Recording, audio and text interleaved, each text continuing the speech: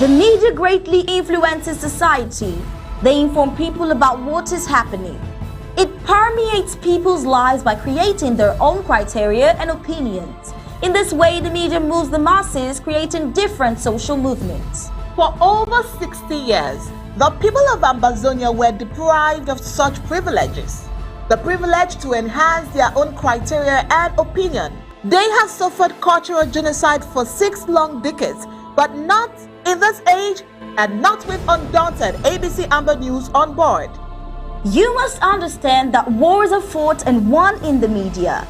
The speed of the revolution and Ambazonia's quest for freedom cannot be explained without highlighting the diligent use of the media.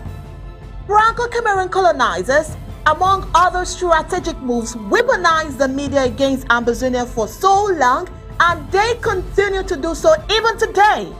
The question would be, how much do the oppressed people of Ambazonia need to counter the media rage? Indeed, how much more is required to stop the genocide? The carnage in Ambazonia didn't start today. In 1961, 1972, 1984, 1992, Ambazonians were slaughtered in huge numbers and help was not forthcoming. Why? Because the oppressor was the piper in the media. The good news is we have what it takes to dictate the pace. Right now, ABC Amber TV is taking advantage of the wonders of multimedia aggressively to inform the misinformed and disinformed with undaunted and other revolutionary programs bringing it to the news untold stories. Most importantly, to win the media war by taking ABC Amber TV into every multimedia platform. In a word, where the importance of storytelling can never be overemphasized, Ambazonians has to tell her own story, not the other way round. And like we say it always, Ambazonia must narrate her story accurately. We can do this together, you know, right? You are just a click away. Visit our website at www.abcambertv.com, and the steps are quite simple. With just a click on the website, you can become a club member with so many benefits. You can also make a one-time donation, advertise and showcase your goods and services at the marketplace on the website. That was easy, right? You're welcome on board. And thank you for opting for the winning team. Good evening, fellow Ambazonians, ladies and gentlemen. I want to believe that everyone watching on the home front and the diaspora via all our media platforms, I'm talking about social media, Facebook, YouTube, our page, and also on our channels. I want to believe you can hear the sound of my voice. Once again, good evening. This is the 28th of June, 2022, and we are having the Secretary of State for Communications and IT, Secretary Martin Mungwa, PhD. He comes during a time like this to talk to us on topical issues. It is a critical time. At a time when we believe that Ambazonia should be negotiating, at a time when we assume that Cameroon should be tired, where Cameroon is indebted. They are not tired. They would rather want to insist on conquering us in this war and enslaving us as a people forever. The Secretary of State, Dr. Mungwa, comes in a time like this to make clarification. We've heard of Funky's press release contradicting the facts on the ground. What are his objectives? Why would a reverend, a person of high caliber, choose to make statements that favor the oppressor, the genocidaires? We know that Ambazonians are being slaughtered by one and only one enemy. It is not in the culture of the peoples of Ambazonia to slaughter themselves. Even in Bamenda, where you have tribal conflicts, I'm talking about the Midland zone, where you have tribal conflicts in those days between the Bawos and the Balis. You've never heard that Ambazonians will slaughter their neighbors with impunity. This has been recurrent since the day Cameroon launched a war against us. Now, what are we going to be talking about this evening is what is essential. The Secretary of State will be talking to us about that massacre in Akwaya. The Secretary of State also comes with a very important issue to discuss. Like always, he wants to expand on La République du Cameroon's humiliating path to disaster and self-destruction. I'm sure you must have heard Undaunted News announcing the town hall that ACT has put together come this Thursday. It's very important. This Thursday, 8 p.m. Amber time, Team Ambazonia is inviting all Ambazonians, home and abroad, to participate in this very strategic and instrumental town hall. They want to answer some of your questions. You have concerns as to how or why and negotiations. Why is it tarrying? What is the process? What is happening? Who is a member of Team ACT? What is the new dimension and dispensation of this one and only brainchild of the president of the former British Southern Cameroons? The Secretary of State being a very critical, a very vital part of this crew will also take some of our questions. We will give opportunity for you to ask your questions this evening, so get ready. We've heard that some Ambazonian Restoration Forces is an unconfirmed report. The actual fighters involved in this are not yet known. In Babaju, oppressing the denizens of Babaju, that is in La République du Cameroon. Who is doing that? Why are they doing so?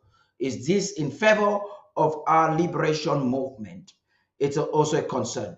We understand that from Bui, a certain faction of the disorganized disunity warriors were attacked. Is it a ploy to pull sympathy from the Ambazonian public? All of that, Undaunted News is investigating. But a man with a very high degree of wisdom is also going to give to us his opinion and government position on these different aspects that are plaguing our liberation movement. Without any waste of your time, I'm going to tell you that right after the break, right after this break, just hang on right there, because you're not going to go anywhere. We want to listen to the Secretary of State for Communications and IT. Immediately after this break, I will be transitioning in his office. For those of you watching on Facebook and on YouTube, tell somebody to tell somebody that we are live. And if you want your questions and concerns answered, get to this program now and log in and listen to the Secretary of State for Communications and IT. We'll be back just right after the break. Stay tuned. Mutumbo, mama yo, na ya boy go get her. Blue Jay Brothers. Mama you kind, mama you're beautiful, mama you good, mama you're wonderful. No woman like you, mama. No woman like you, mama. Thank God for you, mama. Thank God for you, mama. 'Cause you gave me life, oh mama. Queen of my life, oh mama. I go love you for life, oh mama. 'Cause you love me so, oh mama. From small begin, I never forget all the suffer when you suffer for me. Oh yeah, yeah. All the pain and the troubles where I put you through. I remember when money no be there and chop no be there for her. You be the try your best. You go run around to find us something where we go chop. When I dey sleep, you know the sleep. You go the cry all night. You go hold me tight, start to pray, say God make you have my oh Lord. Ooh, I wo ye choma. Afunga na bere ye funga choma. Ambama na bere ye ambama choma. Enga na chinum ye ga choma. Mama, I wo ye choma. Afunga na bere ye funga choma. Ambama na bere ye ambama choma. Enga na chinum ye ga choma. Ye ga choma, mama. Enga na chinum ye ga choma. Chinum ye ga choma. Oh, you gave me life.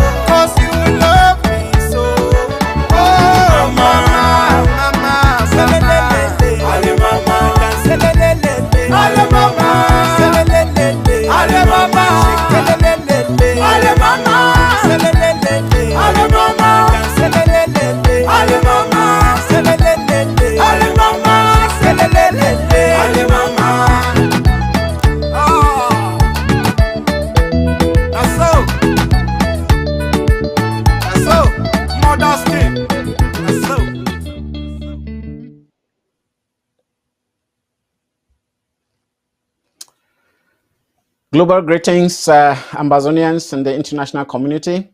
Welcome to today's State of the Revolution. Dear Ambazonians, I'm going to talk today on two very essential topics, the Akwaya massacre and the continuation of the genocide, and La République du Cameroon's humiliating path to disaster and self-destruction.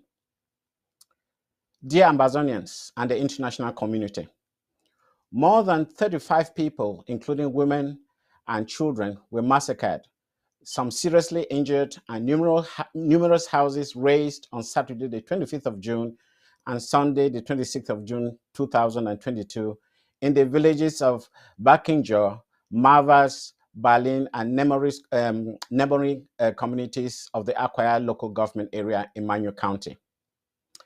Among the casualties are citizens of Nigeria resident in those communities which border Nigeria. Ambazonia is mourning.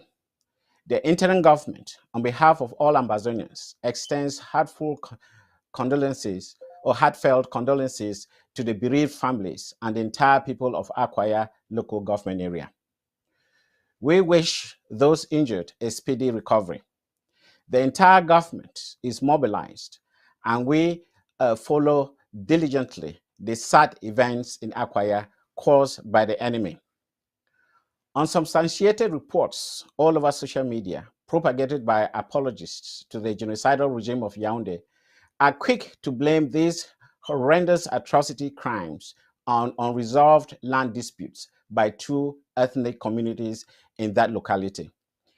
This is far from the truth. These atrocious acts, characterized by killings and beheading of peaceful Ambazonians, are commonplace shock and awe tactics used by the genocidal regime of French Cameroon, La République du Cameroon, as they continue their scorched earth policy as part of an elaborate extermination plan of the people of former British Southern Cameroon's Ambazonia. Preliminary investigations by Akwaya local government officials involving eyewitness accounts indicate that a notorious French Cameroon militia constituted of armed La République soldiers in Mufti, facilitated by La République ruling party CPDM local parliamentarian from Akwaya, stormed those localities during a funeral ceremony, rampantly shooting at defenseless civilians, accusing them of harboring Ambazonian restoration forces. Toddlers were shot at gun-blank range, and young men were decapitated to instill shock and awe in the local population of those localities. The havoc continued with the rampant burning of houses and properties. It should be recalled that since the onset of the war declared on Ambazonia by dictator Biya on the 27th of November 2017, more than 45,000 Ambazonians have been killed, with about 500 villages, settlements burned down by his genocidal thugs. For more on atrocities, go to www.ambazoniagenocide.library.com.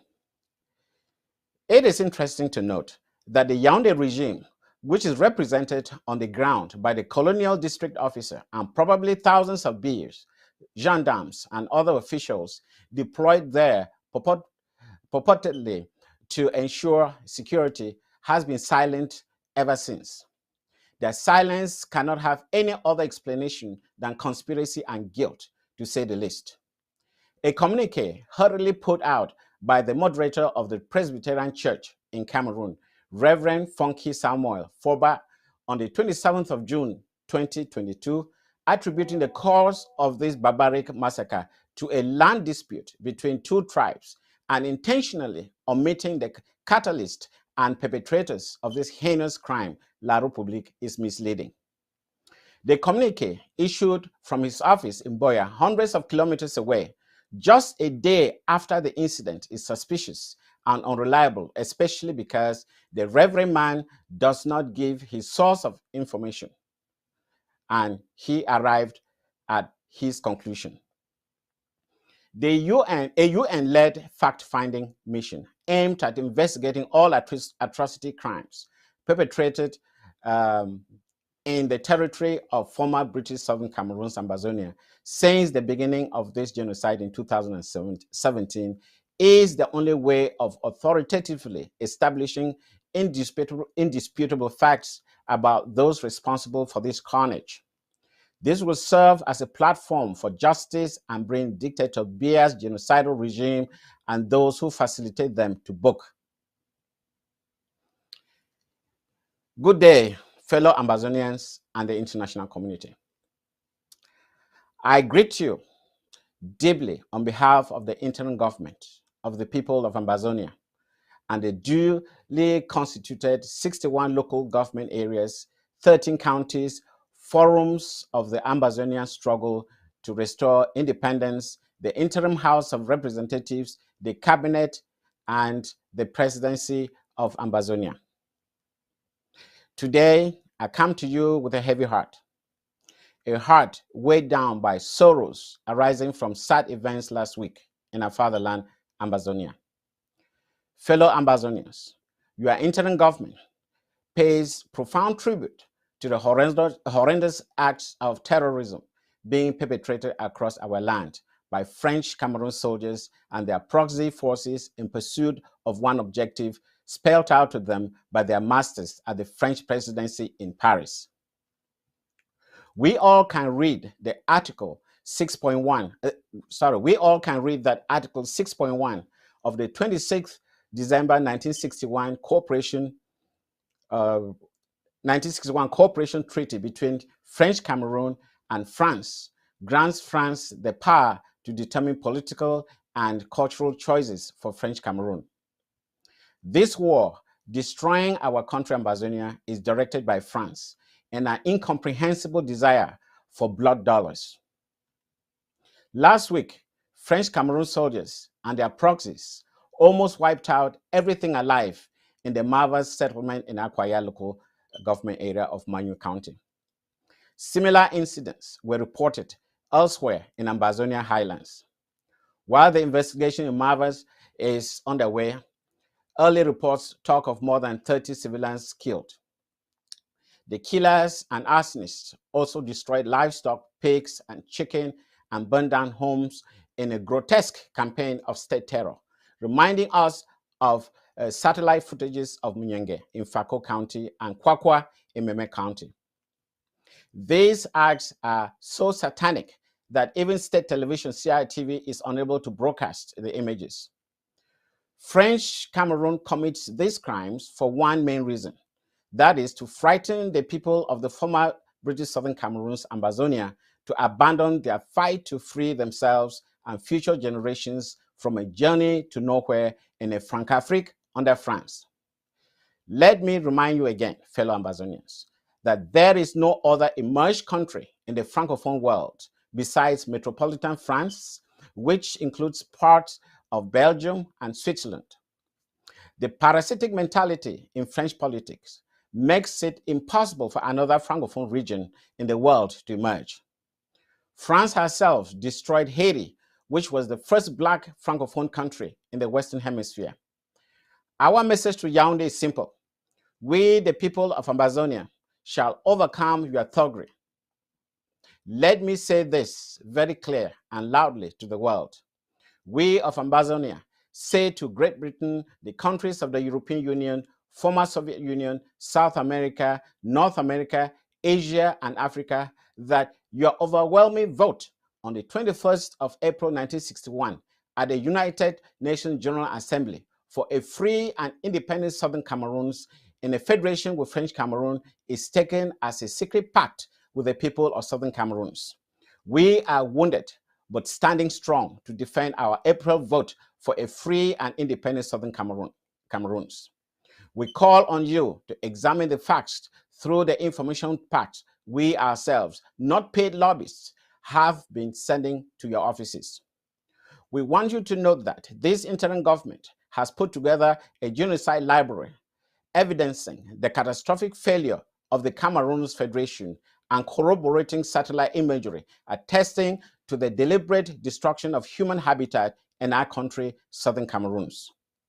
The root cause remains a lawless desire by France, in collaboration with its dependency treaty proxy, French Cameroon, the larger federal state of the 1961 Cameroon's federation, to swallow the smaller federation state using blistering violence and propaganda.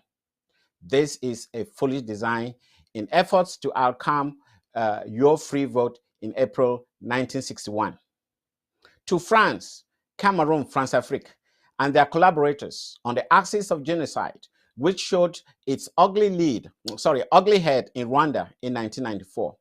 We say that you were all defeated at the United Nations in a free vote on the 21st of April 1961. You lost the vote to have the gallant people of Ambazonia annexed by French Cameroon in an imperial desire to expand France-Afrique. On an abundance of caution by the international community, the UN General Assembly also voted 100% against the proposal by Guinea to permit an automatic annexation of our country by French Cameroon. These are hard facts in written records. We of Ambazonia take this opportunity, in which the Commonwealth heads of government are meeting today in Kigali, Rwanda, to send a strong message to Cameroon. French Cameroon is under France by colonial cultural heritage consolidated in the 26th December 1959 treaty.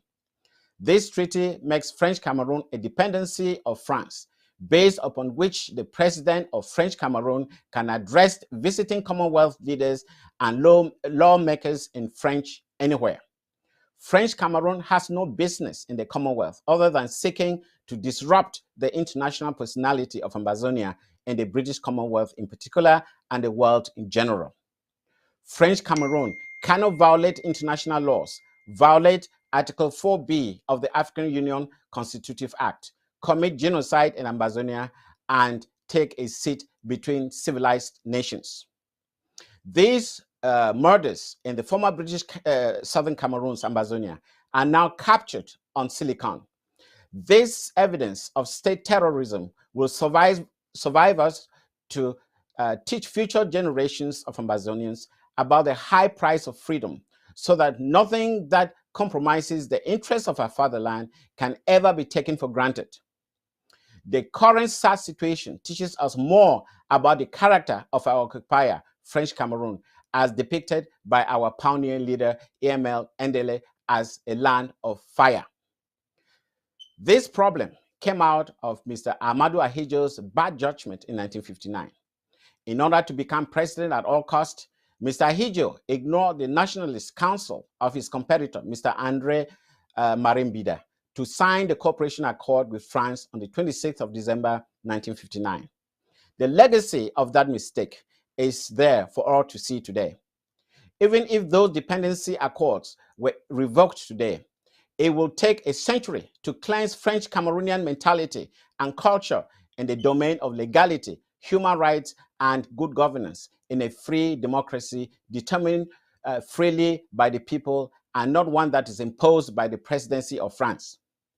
We are talking about an autocratic style of leadership to which the cabinet, Senate, House of Assembly, and everyone else but the centralized presidency means absolutely nothing besides rubber stamping decisions of the presidency. The style of leadership has no room for dissent. Dissenters are killed, locked up to rot in prisons, tortured in prison cells, and poisoned to die. This has proven to be the weakest link in the French Cameroon chain of power, and the results mean one thing: underdevelopment or lack of transformation of the country. I now want us to watch a short film in the news about the state of public roads in our country 60 years after independence.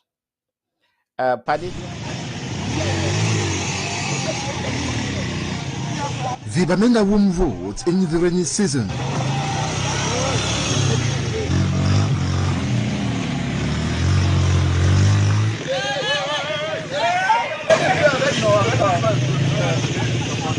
Accessibility is hindered. Yeah, fine boy.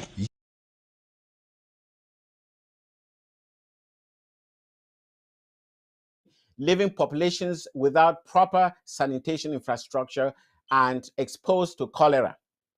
The remains of the mother transported above on a motorcycle does not look dignified, but is understandable in the circumstances.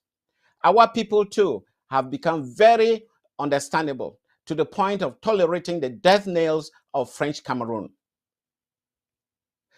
The warning here goes to our compatriots who toy with the idea of refederating with French Cameroon after this war of independence. The price will remain high.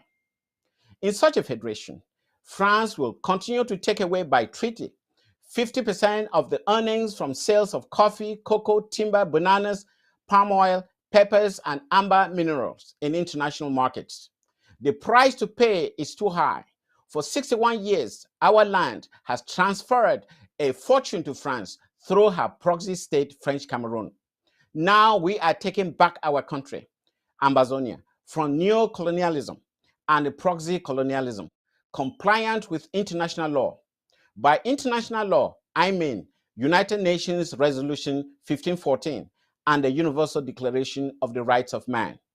Long live the people of Southern Cameroons. Long live Ambazonia. Right. Paddy, before we get to discuss some of the issues raised here, I just want to make another comment. Recently, President Macron won a second term to be president of France. And in his acceptance speech, I think in Parliament, he made it clear that he has lost support from the far right and the far left. And as a result, his next term will be based on listening to dissenting voices. The reason why I say this is because I think, and I believe, that this will be Macron's unique contribution to Francophone or Franc-Afrique civilization. Because for the first time, you hear a president behaving as a leader. A leader is somebody who spends his time listening, especially when it's some sort of dissenting voices coming from his people. You realize that over the years, we've never had any leader in France-Afrique or in La République who has that ability to listen. So I hope with this demonstration of leadership by President Macron, others will follow suit in Francophone Africa and especially in La République. That whenever you have dissenting voices, you have to listen to the people. I would also like to mention something that are actually, how do I put it? It's been like a catch-22 to the French economy or French industry.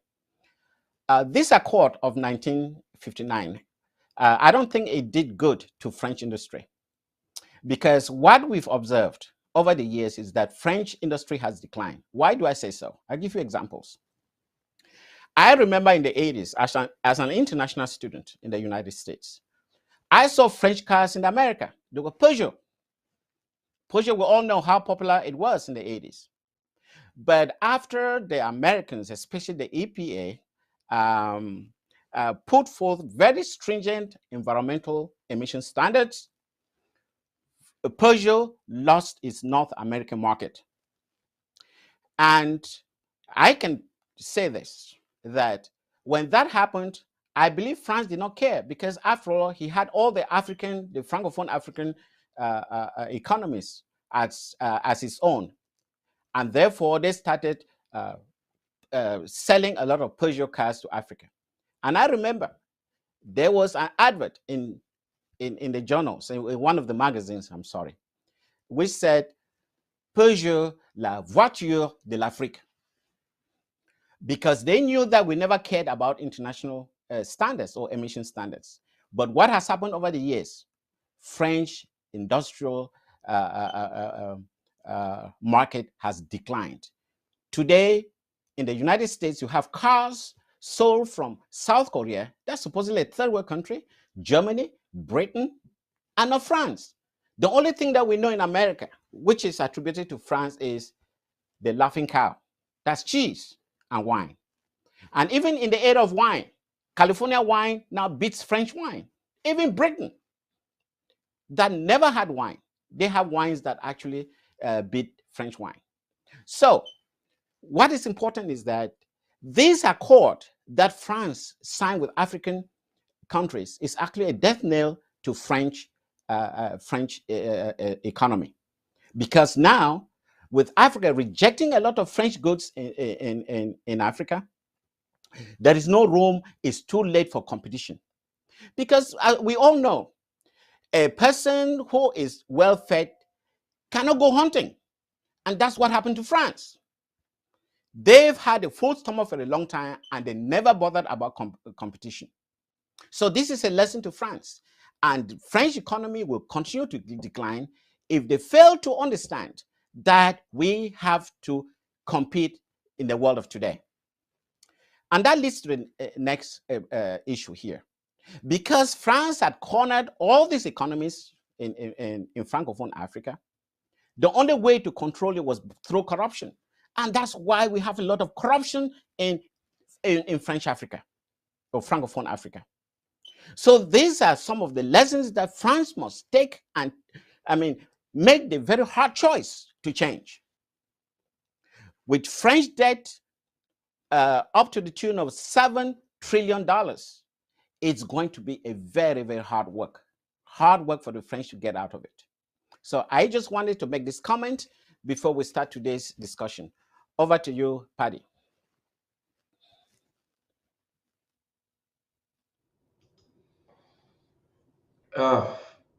That was amazing. The discussion was quite elaborate and instrumental. I want to be sure that you're getting the sound of my voice appropriately. My connection is 5 on acting a 5. little bit strained. Okay, 5 on that's 5. amazing. Thank you. You have discussed on a lot of things. You have expanded even more than I expected or anticipated. You are the best person to just dissect some of these things. I wouldn't, like you said, a discussion. I wouldn't want to enforce on very hard line questions because you already tackled something that is very relevant, explaining uh, systematically how French foreign policy from post-colonial era has been a setback in their critical thinking and industrial revolution. They are retrogressing, not progressing. You've just highlighted some aspects like the French wine that is losing the market. Paris, that used to be the best city in the world, has suddenly become one of the oldest cities, not the best again. You do not longer yet anyone telling you Paris is the best city or one of the best cities. It is now known as one of the oldest cities and the monuments. So um, just so you know, okay, I'm really sorry I can't pick this call now. I will indicate when you can start calling. It's quite important so that you can participate. This is an emergency call, not even the call. So, Dr. Mungwa, this is what I want us to talk about. When Macron took over office during his first term, he made lofty promises. He actually apologized, went to Algeria in front of youths. He looked at them and apologized. I would say he didn't make statements that were different from what Sarkozy did at one particular time when there was a call or concern. You had immigrants dying at the high sea, trying to smuggle their way via Greece into Europe. And Sarkozy looked into the eyes of young Africans and told them, you're the ones to be Africa. You've got to take responsibility. Okay, Macron comes up now and tells us, oh, we know that annexation is a crime and it shouldn't happen in our day. I apologize for what France has been doing. Now, looking at French foreign policy and whatever he has achieved, don't you think it's all about talk? Because you seem to have applauded him of trying to be revolutionary in his thought. Both statements are correct, at least as far as Africans are concerned. It's all about talk. And that's what French politicians are good at. You realize that French politicians are the only ones that go around the world during elections to talk, to give false promises, to give promises that they cannot keep. That is not unusual because French industry is declining, and the easy way to go is to go around and make promises to make people feel that things are going to change. Let me just turn it a little bit. When Biya came to power, what did he do? He went around the nation talking to people, giving all sort of lofty promises about what he was going to do when he's president. Ultimately, he was made the fund of funds. But what did he do? He turned around and stabbed those funds in the back because he was looking for ways to strangle them. That's the same thing that the French politicians are doing.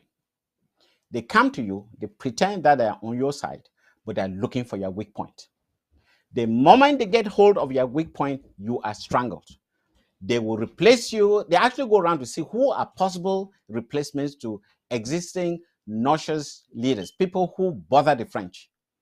So when they meet these people face to face, they give them financial promises. That's what happened in Burkina Faso when Sankara was killed. They go around to meet, especially their vices, or their vice presidents, to make sure that they can actually have direct talks with them. And unfortunately, in the absence of social media in those days, it was very easy to arrange. So that's one part of the story. When I talked about showing leadership, I'm talking about leadership to his own fellow Frenchmen, and especially in parliament.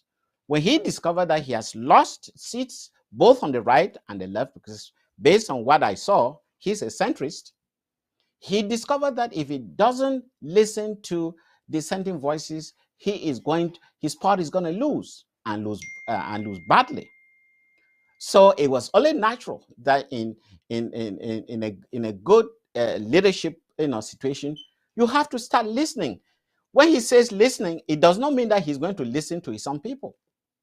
He's listening to the dissenting voices so that he can see where he can strike a compromise in order to regain power.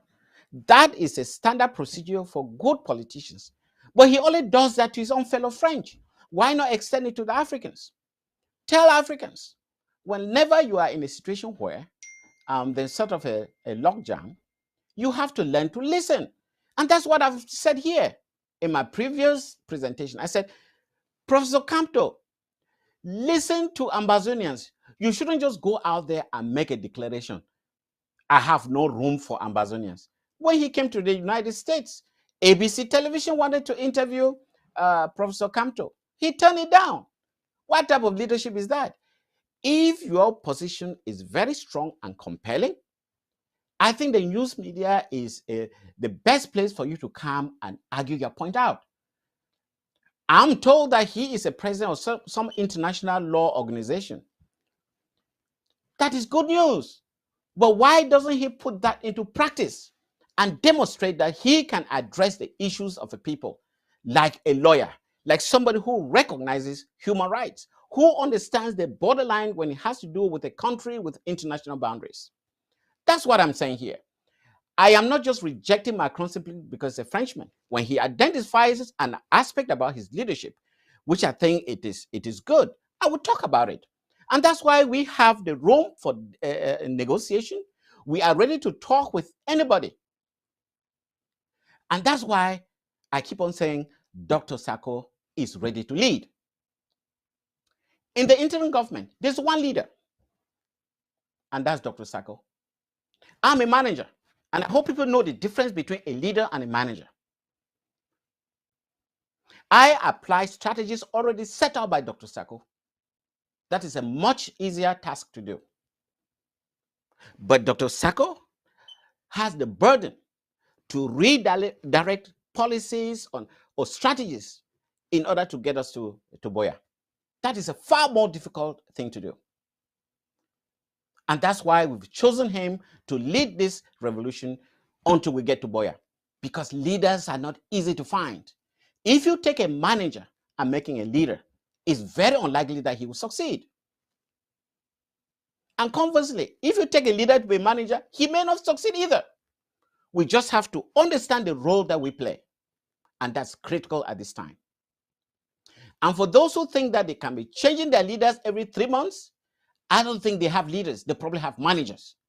And somebody is controlling them behind the scene. Otherwise, if they knew the burden of leadership, they can't afford to do that.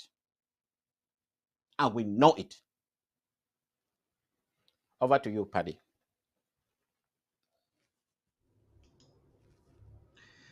Yeah, you just mentioned the difference between a leader and a manager. Now, in your role as a manager, you're talking about executing policies that have been put in place by this leader. And I think in the meeting we had, I think with county chairs on Sunday, the Secretary General of the Amazonian Broadcasting Corporation, Dr. Matt, he also made similar statements. Dr. Sako is our leader. These are very strong statements coming from not riffraffs, gangsters, but intellectuals. You're a man with a very high profile. What aspect is there in this leadership prowess of Dr. Sako that you think can tackle the Franco-Cameroon hegemony right now? I'm talking about Francophrique. What I mean, first aspect? of all, What is that thing yeah, you have seen in his personality that you think can tackle that? Thank you. let me tell you something. Dr. Sako is a very complex man. The more you watch him do things, the more you understand how he has mastered the art of leadership, if I can put it that way, being transformational, which means that he can identify issues before they show up. This man spends a lot of time thinking about the future and what are the possible scenarios that can put us in a pitfall. And he provides solutions even before people start thinking about them. These are the qualities of a leader. I remember before the coup plotters went ahead and started messing around with our accounts, little did you know that 2 months earlier, through his vision, he made sure that we created a new 501c account. Today, when I think about it, I really ask myself, how did Dr. Sako think that such a scenario may turn up? I'm saying that because I'm one of the signatories to make sure that it's valid. It has to be registered with people who are well known. So now we are able to do this such that our monies are protected by the United States Internal Revenue Service. So that's the one quality, which means that you can look, you put yourself in situations where you think what can possibly go wrong. And we have seen Dr. Sako in situations where people make comments about him not being fast enough. And ultimately you realize that he was right, not being fast enough.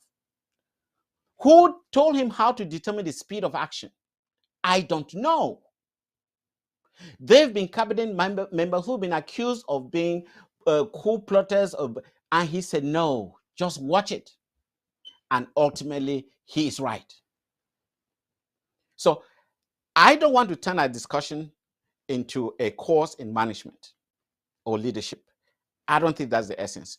But all I can tell you that there are two things. Leaders do the right things, and managers do things right. If you can get the nuance between the two statements.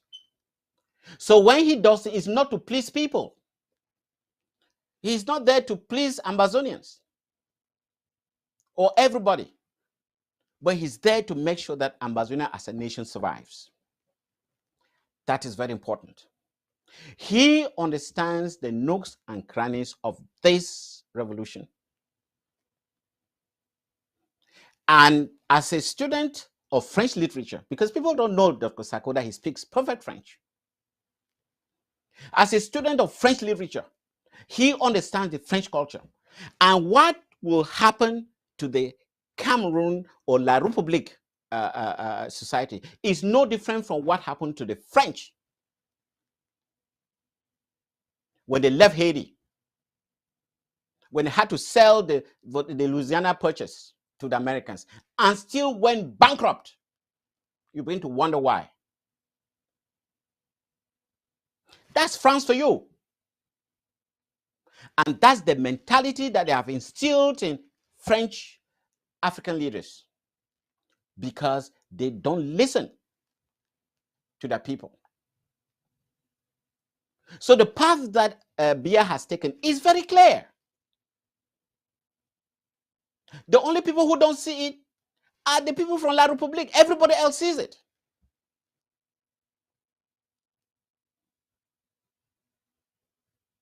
They have taken the path of humiliation and self-destruction. France has done that in the past. Over to you. Now, Dr. Mungwa, you just said something there which I think is important for a follow-up. It's a strong statement, but then to an extent, I would want to affirm. In 2016, 2017, when there were many voices, you had leaders emerging from different corners of the world, trying to build their profile, telling us what they have been, not what they have done in terms of the liberation movement or the quest for Ambazonia's freedom. And Dr. Sako was one of those who featured as an activist, and he sat in his little room coming to educate. He focused on educating the Ambazonian public in the simplest way possible, and he was doing that with pidgin English most of the time. Soft, succinct, sweet, and people loved the title Dr. Common Sense because he took complex issues and break them down and made it possible for assimilation into the minds of Amazonians. That was amazing. And one of my friends, Carl, at the time, brought him to my attention. And some of the lessons I got as I was listening to him was his expansion on the Franco-Bulu mafia. He always talks about the Esingang. It's a spiritual aspect of this whole setup. And I would say I've not heard any leader, any Ambazonian leader, I've read even their books, not even Kasna Nyangwe, none of their books expand on this subject like Dr. Sako would do it. And now this leads us to something very vital. Maybe you want to say something. Now you say I just want to and tell then I'm you going to that take us to where I wanted to go. Yeah, go ahead. the common thread in good leadership and even to be a good manager, at least from my experience, is communication. You have to be a very good communicator. It doesn't matter what field you are in, whether in psychology, law, and I think I once mentioned here that one of the great communicators or writers have actually come across during my professional life are lawyers. They are great communicators. And I can only compare them probably to comedians. Comedians are great communicators.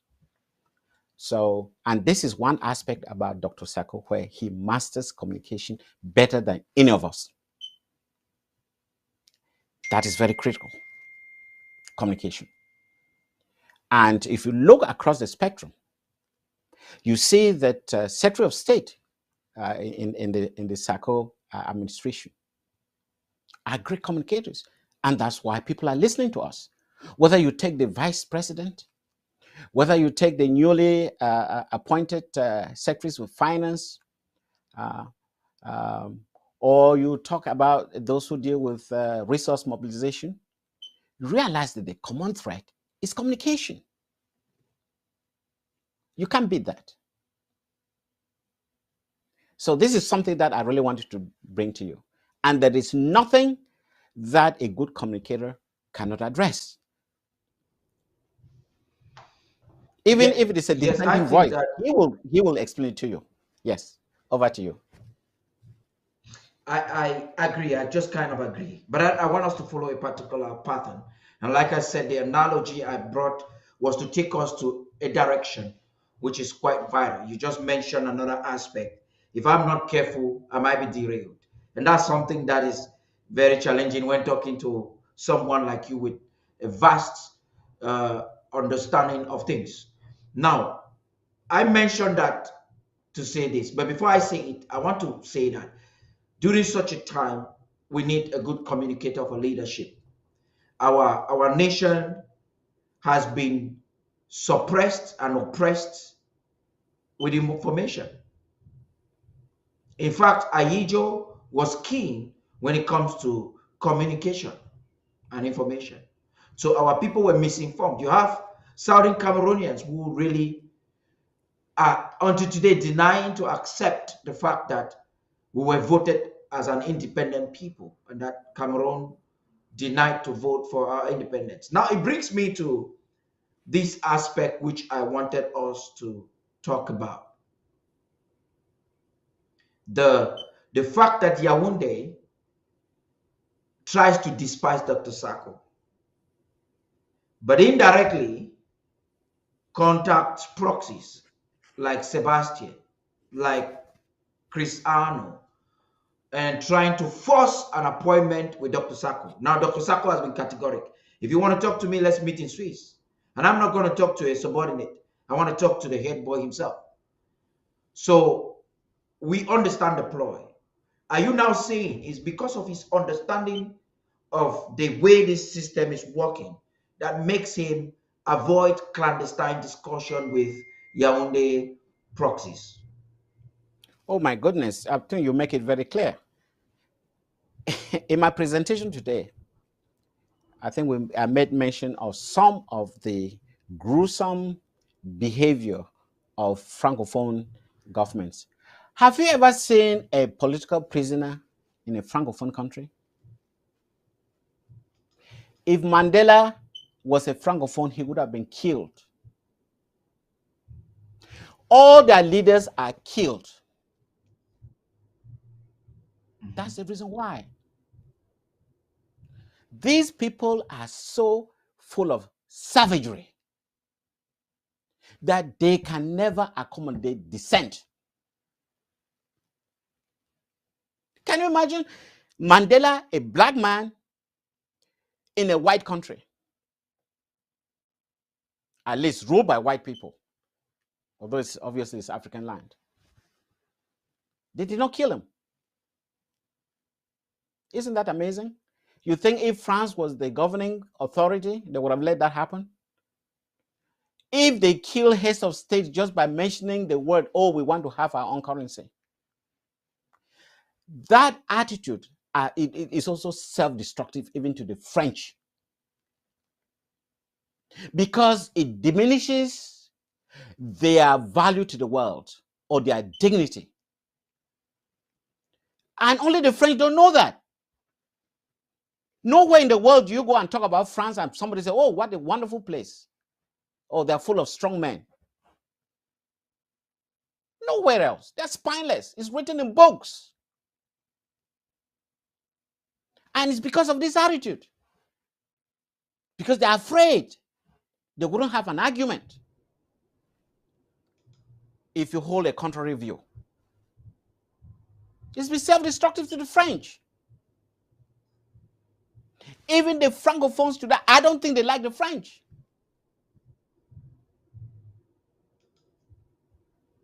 So, I mean, anyway, we are trying to get out of that hold, and we will get out of it. But I can assure you that the day we will break away from La République, they will come knocking. I even learned from reading and talking to people that before Brexit, a lot of French people immigrated to England. Because even they are not happy living in France. Isn't that amazing? When I attended university in Britain, there were less than 2,000 French people in the entire UK. But now I hear every next door neighbor is a Frenchman. They even run away from their own country. It is the same mentality. We have to help the French by getting out of this bondage so that maybe they can see that competition is good for society. And most of the problems that are created today in the world, especially in Africa, people immigrating, is because you haven't given them the opportunity to compete.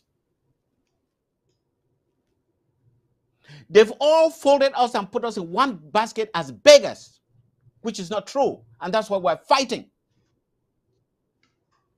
And we are going to help the world in many things if we can have the opportunity to compete fairly in the international market. And I think France made a terrible decision by killing Haiti. Because if Haiti had emerged as a very powerful Francophone nation, they probably would have been in competition with the United States for the Europeans. And all that would have gone to fuel French pride.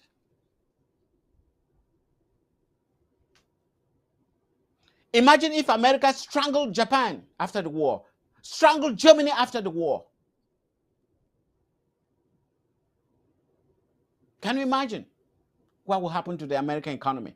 The American economy today is sustained by technologies from these countries. We are going to do the same. And the interim government has a roadmap for that. We are going to take our country back. Over to you, Paddy. You know, I listen sometimes and I don't want it to end. It's like, yes, keep doing it, keep doing it. You're hitting the nail. Now we have to move into something you mentioned in your presentation this evening, which I think it's really very vital. And this has to do with Cameroon raping Amazonia for close to 6 decades, making false promises, destroying even what we inherited from our forebears, what we came with from Enugu, the nation that was in motion and that was being built, a prosperous nation. We have seen a video that has gone viral. That is a country that is among the richest in Africa. I'm talking about Amazonia. From a territory, the Gulf of Guinea, that is the most richest sub-region in the world with natural resources. No roads, Dr. Mungwa, no roads. Talk to us, please. Look, I think I don't want to rub it in. If that's, I think it's America, to rub it in. It is so painful, especially when you realize that some of our own compatriots actually took part in the destruction of our economy. Some knowingly, others probably not. When you learn of, I don't know whether you listened to the previous program today, the history of Amazonia, where we learned that Foncha, I think was either the undersecretary or the secretary to Endele, who probably stole some very critical information and had some sort of underground deal with Ahidjo, which ultimately led to a demise. And how La Republique was able to tap that connection that Foncha was actually somebody who immigrated from China. He was not a red blood Amazonian. And now we understand how during the terror in Francophone Cameroon, a lot of these immigrants moved to our own country. Instead of us giving them ID cards that these are refugees of a certain status, we just gave them automatic citizenship. And their forebears against us today, like Mbayu, the Minister of External Relations or Deputy Minister. His parents came from the Western region. So they are using him to deal with us. The same thing that happened in the 60s. Now, you can call that some sort of phobia or something, but we have seen a lot of them who have been selected to execute terror in our part of the country.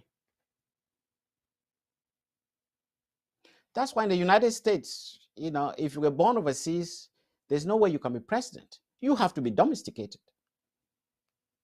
It's very important.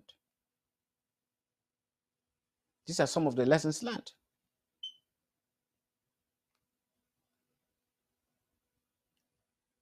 So when it comes to infrastructure,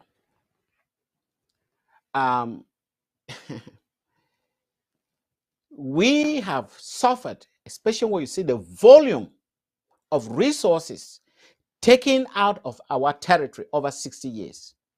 And yet we don't have a kilometer of well-designed and built road.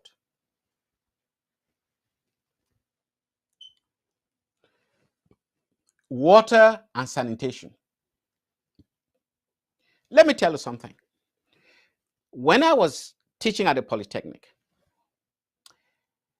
it came to my realization that the Department of Civil and Environmental Engineering had no program on public health.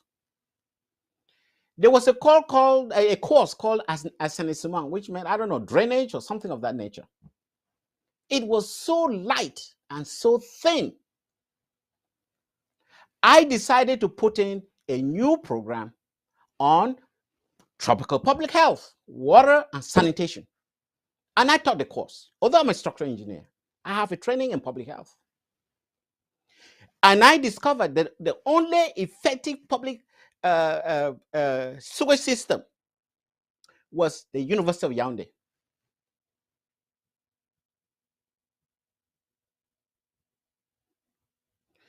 Based on waste stabilization. If you look around, the university is on a hill, what they call Ngwakele. Around it, you have different ponds. You have an aerobic pond, you have facultative pond, and then you have the rated maturation pond. That's why all those areas are green. That's where all the wastes are poured into. And that's why toilets don't get full in Yaoundé at the university. Can you imagine if that's the case? The mess it's going to create. So I modeled that, so I started teaching it how we can actually create, this type of stabilization ponds as a sewage treatment option. And when you went to Mesa, you had aerated lagoons, which the French left. But of course, nobody maintained it and it used to stink in the evening, depending on the direction of the prevailing winds. Nobody knows that. And yet we have all these engineers around. And that's why Yaoundé and Douala, they are open, they're septic tanks. Maybe when Biya heard about tanks, he thought that it meant he could actually declare war against us, not knowing that it was just the dump pit where he was living. I'm even told that all the toilets at the presidency, they're all blocked because of poor maintenance. And it's something that these people don't seem to understand, maintenance. All the elevators are all broken down. They don't work. These are all the problems that you would have imagined that with this amount of money coming to the country, they can put the money into fundamental use for the population.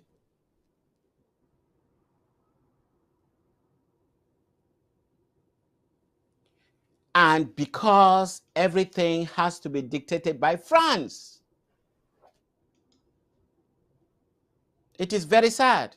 How can you imagine a country with all the engineers they have? That is the best road that we can afford. This is scandalous, Dr. Mungwa, and this is just one of it. Now, where it is leading to the home of the Prime Minister himself, there is no road. The Prime Minister, there's no road to his village. The Prime Minister has he has nothing to say. You know that, right? We've seen it. What can a prime minister do? He cannot. He comes out very pompous, speaks as if he is a lord, but he's empty. He's empty. Listen to him speak. I don't know whether by speaking that way people are going to respect him. And these are the people who are actually leading the economic raid of Amazonia. All of them. Some of them are called professors. Some of them are called chiefs. Some of them are called senators, parliamentarians. They are all raiding the Amazonia economy. Knowingly. It is that simple.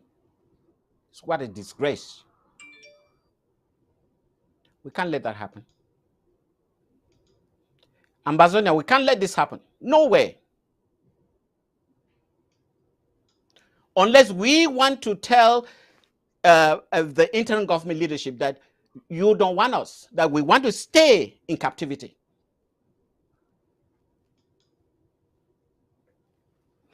Otherwise, we are going to take this fight till we die. There is no turning back. No return, no surrender. We have the facts. And this is a crime by France for stealing goods from a foreign country with no treaty whatsoever. That's a crime. Now, come to think of it, that after 60 years of purported independence, a people, this is a major farm road. This is from Womb to Bamenda town, a major farm road that connects a farm royal area, an LGA, a local government area in Amazonia, with a cosmopolitan city of Bamenda where business takes place. Now, Dr. Mungwa, I want us to, as we open the phone lines in a few minutes, I want us to use this so-called road networks debacle in the Cameroons, because even in French Cameroon, I don't want to bring that discussion here because it was one of the discussion they would use to want to quieten our voices by saying that there's problem all over Cameroon, but that's your business. No. We're talking about international borders. They are thieves. They are thieves. Yes. You saw you heard what they was written recently. This thief taken to court and he arrived with a bottle of wine. Yeah, that's horrible. Exactly, with a bottle of wine. And they're complaining to us. Why don't they handle that? He has 54 homes, luxury cars, in a country where there are no roads, bank accounts, let alone the number of mistresses, because this is a French disease. The fact is, the money has not been taken back. The money is still with him. He is actually just enjoying the money today, and one of them even bought a Rolls Royce. Amazing. That's correct. Yeah. And they have to tell us that? Oh, give me a break. Yeah. That's ridiculous. It's so you see, it is so amazing that. Let me just finish a point there. These people are not always spineless. Yes, in the early days of this revolution, yes, in the early days of this revolution, I think there was a discussion on one of their whatever television, and you have all the pinheads talking about, oh, the Americans should come and help them so that they can restore the sanctity of the I think is the social service, social security department, whatever they call it, CMPS. Can you imagine that backing the Americans for an internal issue? When the Americans said, listen, put your house in order, you need to make sure that the people you elect are people who are responsible. No, automatically the Americans became pro-Amazonia. They don't want them. Can you imagine the greed? Because greed comes with envy.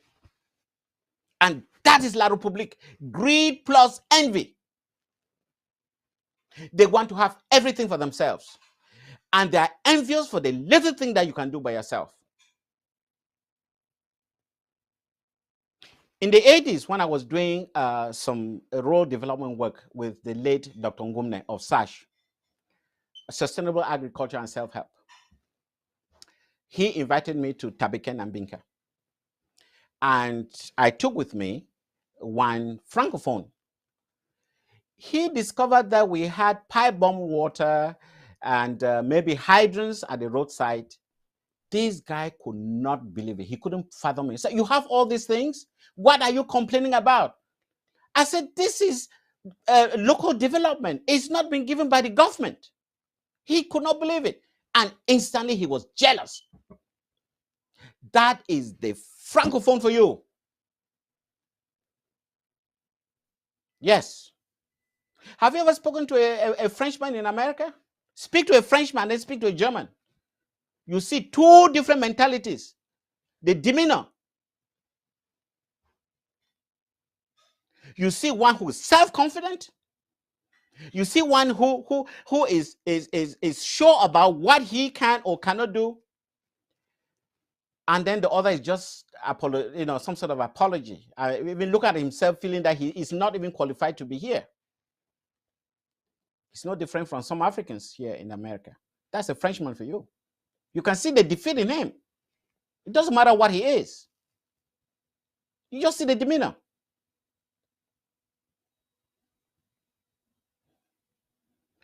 Francophones are all the same. They share the same DNA. Greed and envy. Otherwise, why would they have a problem if we go independent? We can compete and we'll see who is better, and then we use it to help the entire country.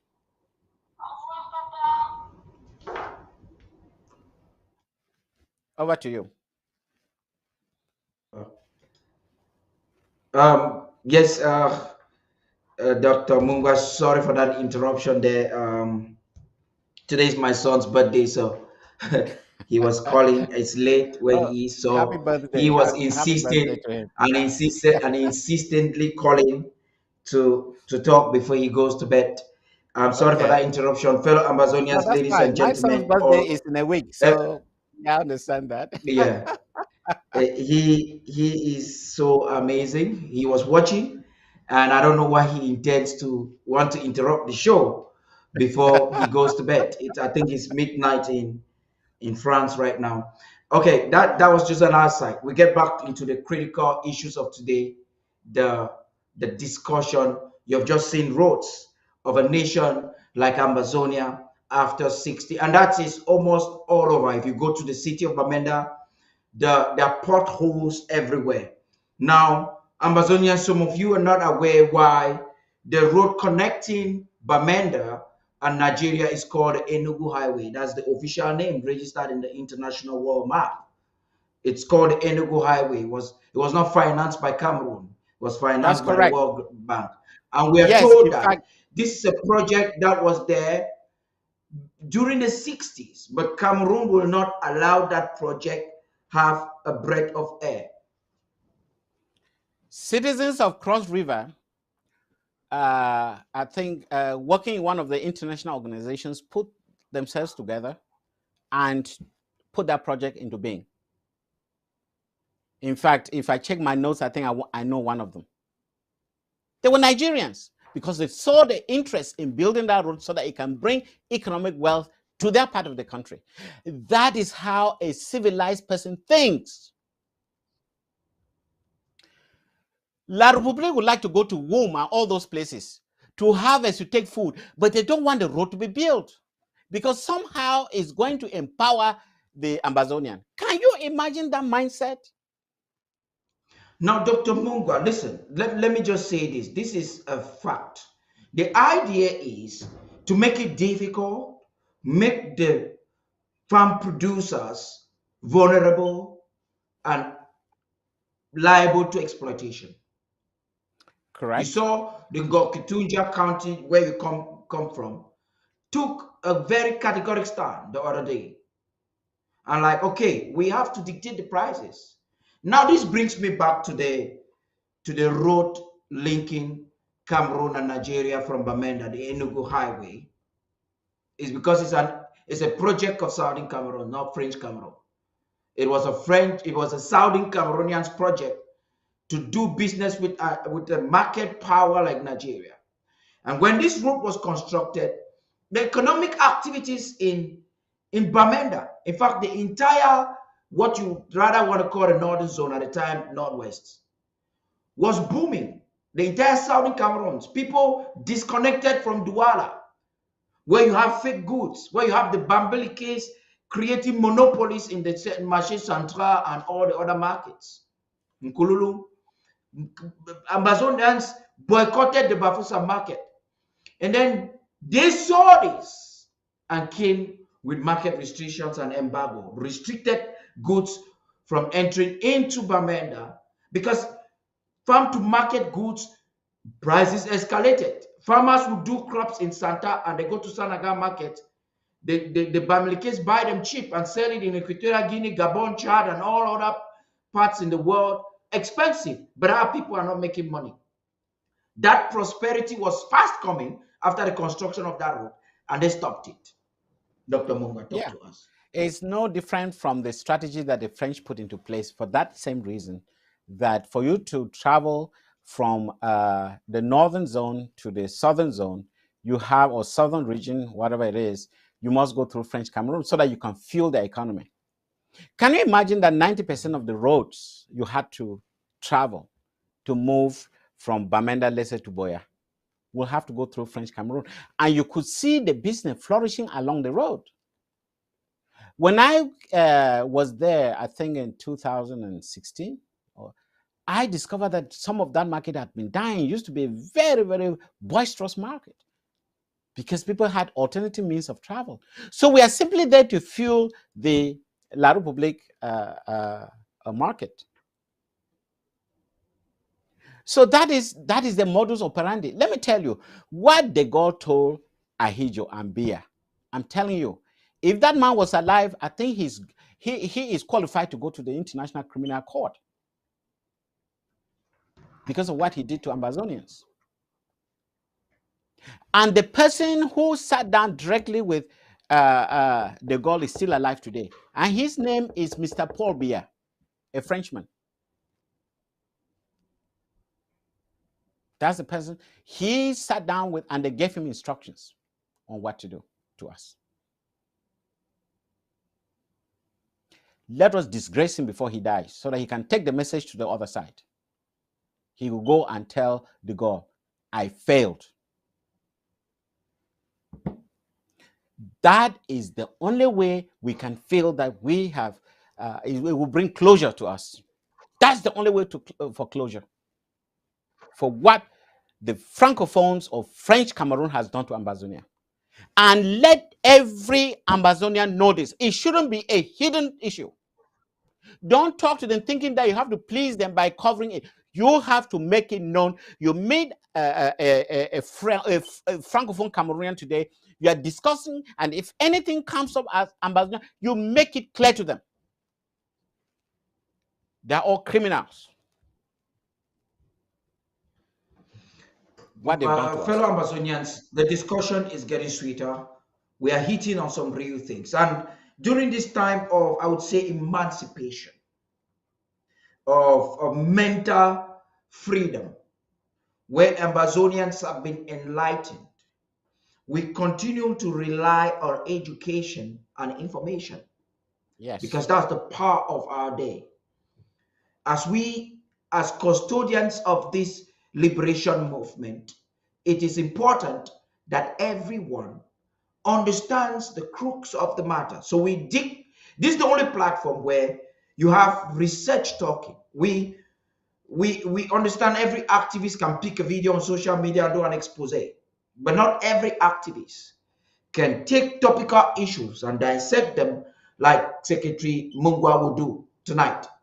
You've heard the reasons behind the reasons of their actions tonight. The phone lines are open. WhatsApp calls only. You have to call. A lot of people are already anticipating. We have Babila watching from Bali, LGA. Right now he's watching from Bali. He says, confirm, Mr. Director. Greetings to you people in the studio. Short leave. the struggle. Long live Ambazonia, happy. But no, it's not my birthday. It is my son's birthday. And it only came up because he was forcing to make sure that he kept on calling my phone to make sure that he talks to me before he goes to bed. And that is amazing. It's about midnight, so he had to go to sleep. So thank you anyway. I think he's going to receive this message. So a lot of people are actually actually reacting already. I'm going to be reading some of your comments. I know Ochiba Nelson is sending some videos. I'm sure he would like us to showcase. I will try to see if we can showcase that video before this struggle is up. He wants to talk. Yes, yes, Comrade Nursing, you're live on ABC Amber TV, and Amazonia is listening to you. Talk to us. SOS for what you already do for educate with people. I did like for talk for country talk, so that me, mommy, and papa, talk say that boy be the talk na say what me the year what you be talk. We don't want with people, especially with restoration forces, them say make them not take anything from La Republic like money, nothing, because nothing the way they don't take and they cook them. They cook them when you hold them. Even the Fundi, when you go salon for beer, it change. Different people and they change. I'll give you an example. For 2003, they be talking for beer, don't work. Say we don't go. That means if we go for the first before it came out. They can talk say you people when they be say be worker na apprentice or share them. That means say na say na small wish people them. He said people when they wish me worker me they go in for 20 years and 20 years it will be na next year 2003. That means that people the way they don't really know when which time they get for work and go for some place. So if that kind of person can't give you money, like money for formula, you know me tell that talk say, oh, you just take out, you know what do what you want them, no say they want to. No formula they so no oh Ambazonia no because formula and award for Western Union. Nyongo. Thank you for that one, Nyongo. So if you go, person with the trouble CPDM, or person with say a mayor, or person with say give you some money, if you want to put that, take a no say this one, you know already go for down there. You see these Republic people, we don't fit trust them. Now they talk saying they want peace, they don't want torture, they don't want something. They are soldier there for the Mungwa. They work at the catch people, they work at the molest them, they work at beat and do so. No man ever file any complaint. Even about Balade when they say they did for human rights and all those things. Yeah. None of them know they even see all those things.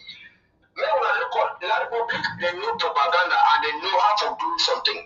Even they organize election, they can't talk, make the result come for outside the room, or then they see how people they will react, they do something. I want to talk about this thing where they go for Baronju today. One of the Baronju, they go catch some, they say they catch some fighters for them and all these things. But if you go look at now they fight as them. Now the agenda, the way co-plotters and these unity warriors, they want to make up so that me, they can't talk to people, they don't start the extent go for wasting problems and the rest, so that now one Cameroon problem. Now, if you look the pictures, when fighters them, they want dress, they know so they sleep for forest. They put clothes that we mosquito, you know if you buy them, they get their bags them, they get their cabs them, they get all in them. But when you go look those pictures, no what you know they I will be talking this thing. People not here. Now the Republic military now they see and say we don't can't debunk it. We don't already discover their secret. They can't talk say, oh, Amber boy that they want come, the military get intelligence. They block them, they come over. It shows that they're not kill no man, they're not catch no man. How you believe say they suspect you, say you talk with Amber, they kill you. Innocent people they kill them, then they will go catch some people, they go keep them for down. Now we don't get the person about the people that they want to go for their normal business, but they just carry them for put them for down there, for down there. The last thing I want to talk for unionists, these people that we Mungwa and the rest of them. When they fight against Ambazonia, and I want to ask them, say, where they believe, say, we feel gain for being with La Republic again. Yes, me they tell we, which legal right is say we must be with La Republic, and how they check say we not fit be on our own. That is the is the problem? Because all the Republic people, they against us, they against us. Then we all people, they think say they been an Republic people. Me, they give we justification now for the work at the cash people, them, they kick against us, they praise them, all those kind of people. Me, they tell we the reason, what you will gain them, we will not gain them for, we will not be able to gain them for the past 60 years, we do not enslave we kill people that are all at them. So me, all man enjoy the LGA and the county, we free Amazonia, we free all country, a country where we get law, we get justice, we person feel talk, like for America for here. I think go and take picture for president for America. I go talk say I not like it, I not do so. No man no do me no harm. But we get people that where they there for home front, they don't fit talk, they don't fit express their opinion. Because you talk today, it might be for one day, they don't can hold you for this. So why you not fit know how to do your own trade when you are on independence, now for God it depends on me, so I give you fish. Thank you plenty. Yeah, Dr. Mungwa, I'm sure you want to Yeah, react to thank that. you again, UN. I always appreciate you coming to clarify some of the very basic issues that affect our revolution. Just to not even clarify, give more information. This whole concept about insulting the president is a crime, punishable in Francophone Africa. Do you know who made that? De Gaulle. It is De Gaulle. In fact, President Kennedy called him Stonewall De Gaulle. This man has done the worst as far as Francophone African civilization is concerned. And the fun is that, like everything French, he was actually kept in safety by the British during the war. He turned around and stabbed us in the back. That's France for you. Can you imagine during the war when Hitler's deputy, Rudolf Hess, flew a plane to England and lived there in safety till he died, I think it was 1987. Can you imagine if that was France? Can you imagine that? That France is fighting with a country and somebody lives on the opposing camp and comes to take refuge in your country, the deputy of the person fighting against you? You think that person will have a chance to survive? That's France for you. France has no democracy, at least in the eyes of Africans. So they have no lesson to teach us. They are only there to destroy. Look at Rwanda, what happened to Rwanda? Between the Hutus and the Tutsis, the French were behind it. So French actually takes the pride to go into Africa and make sure that they create this discord and it leads to human death. Is it any different from what La République is doing today in Akwaya? Oh boy, is it any different? That is the French playbook in Africa. Okay? During the Nigerian Civil War, France was on the side of Biafra. And the moment Biafra was defeated, they went on the side of the Nigerian government and they started prosecuting the Biafran. And you can see that up to today. That is France for you. Let us learn. When we have our sovereignty, when we'll have our sovereignty very soon, don't be surprised that France will come behind some cool plotters to think that they can help them come to power. Listen to me. That's been what France has been doing in Africa.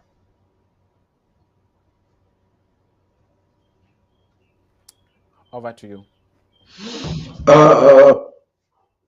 Secretary Mungwa, it's pathetic that we get to a place when even babies in Amazonia can now also react to issues. This is a young little boy there. It could be exciting. You could look at it as a parent and you're like, okay, this is quite exciting that a little boy like this will talk. Like, okay, he's so intelligent, he will be able to talk about the war. You know what I mean? He can talk. Just listen to this little boy. Just listen to him. Yes, go ahead. Listen to him. Put on Then the. just I shoot can't any hear man. him. Any for the all man is shoot all my house. Where? All thing, all my house. Where? When now be they shoot? And I'm ready to them. Where? Then just shoot any man. Any for the all man is shoot all my house. Where? All thing, all my house. Where? My pillar. Where? Asha. Is that all the house? All. The people. These are the future leaders of Amazonia. Now look at it. What I want us to look about is, if you understand the importance of what a child should process, Yes. a child growing up at this time, processing an information, he now say that military them. Now the baby could make a distinction. The baby now sees shooting as a normal thing. When we were growing up, we understood that shooting was a thing of the Rambo film. Yeah. Even though the gendarmes were brutal, just think about what this child will be in 10 years. Because he's actually vexing. If you look, the way he's talking, he's angered. Yes. This is serious. I mean, our history will have to be rewritten. And thank God we are in the age of television and pictures or whatever, and smartphones and so on. We'll do like the Americans do. We'll have a history channel where this history will be rolling every single day for eternity for what La République and France have done to us. We are not going to hide it. And we will pursue it till whenever justice is there to take care of what they have done to us in the past. And it can only be effective if every Ambazonian takes part in this crusade. Because up to today, all those Nazi war criminals that are still pursued 80 years since the act was committed.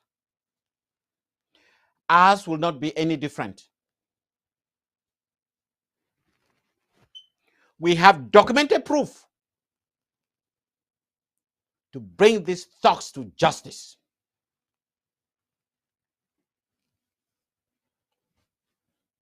And you think I have no reason to be angry?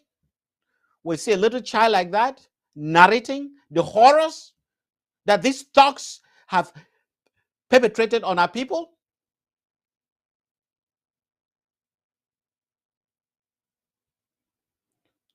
And you can see the silent anger and frustration that Dr. Sako goes through trying to execute this war. Because he's at the head of it. He's like the driver of this train.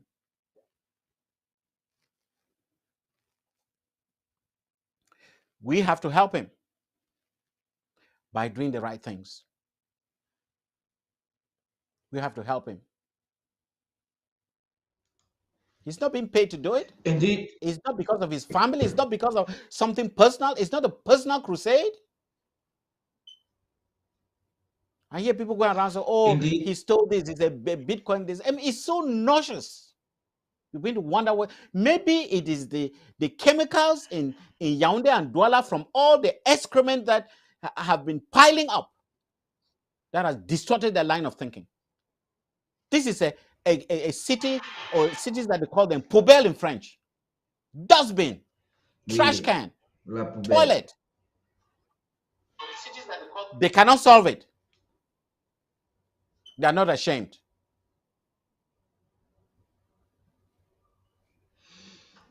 You see, it's quite important that we articulate these things the way we're doing.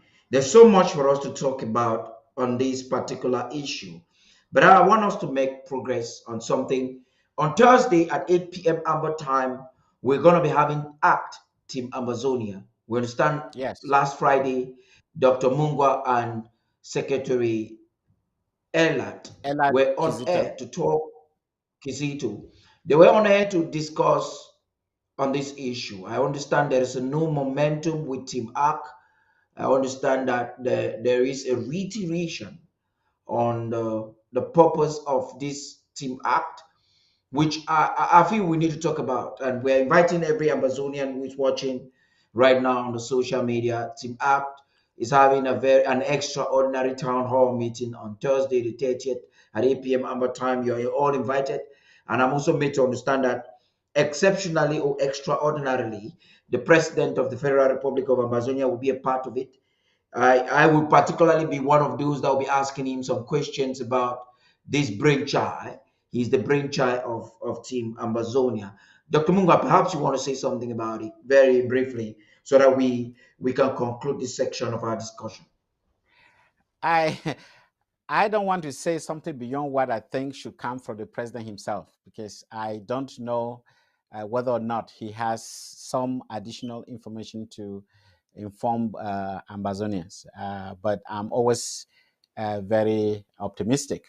So whenever the president says that he wants to talk about something, I'm sure he knows why he makes such a request.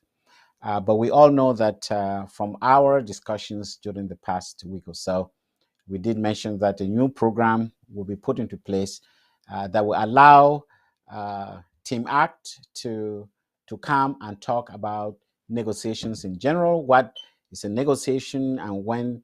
How does it happen? From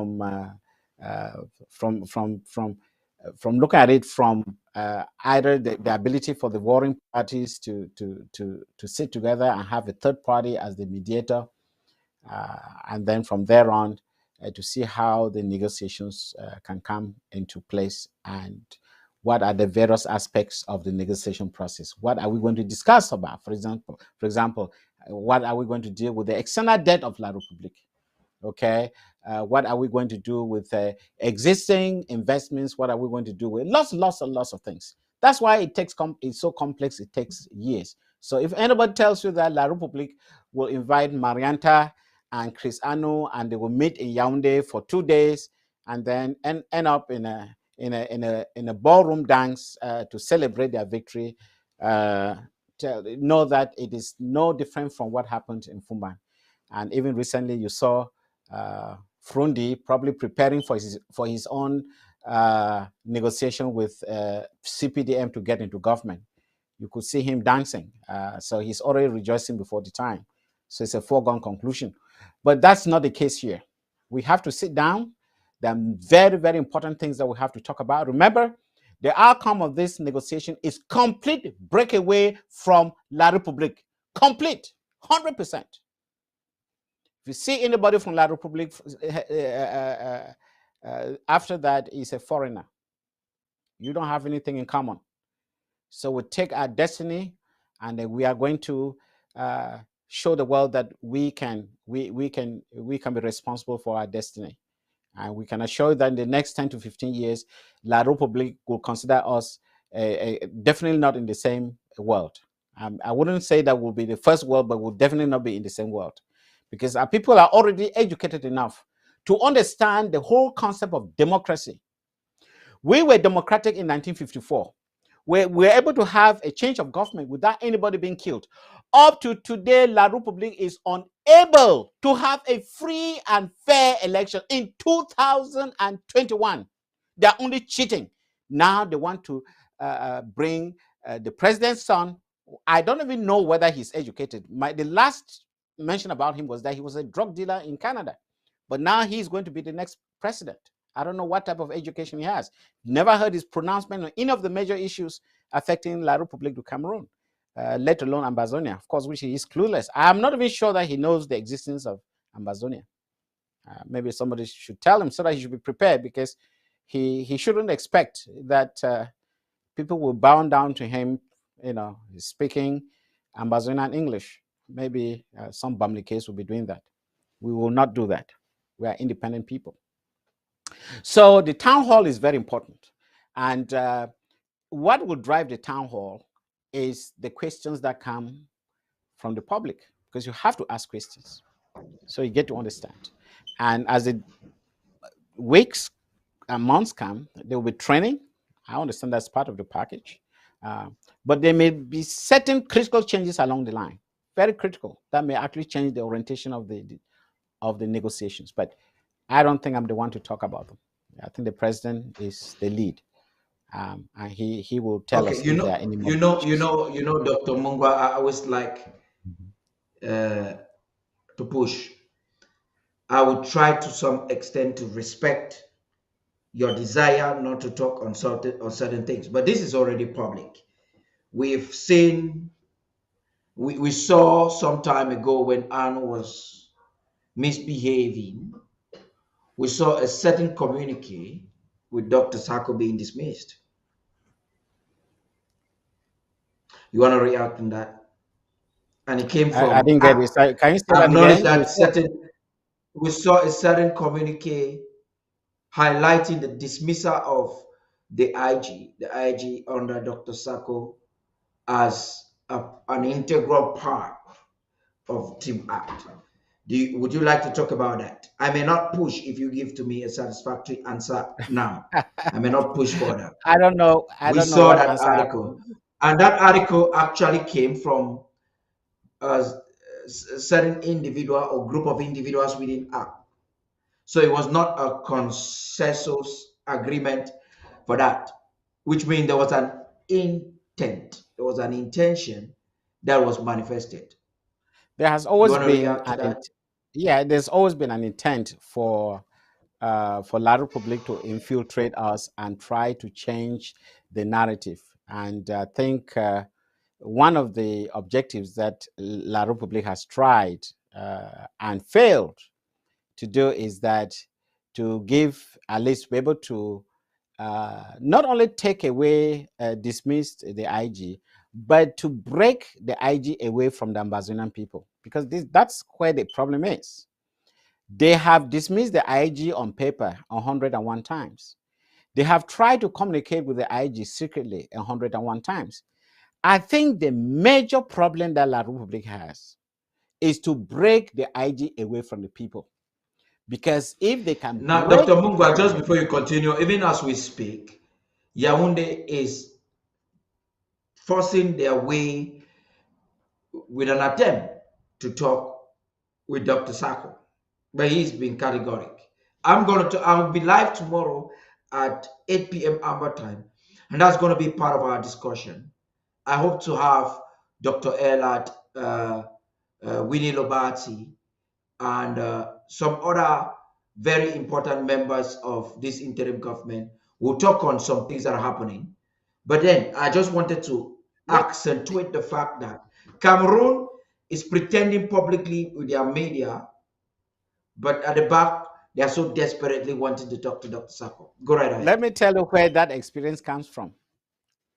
When Germany defeated France, they took a puppet called Monsieur Pétain, I think, for the Vichy government.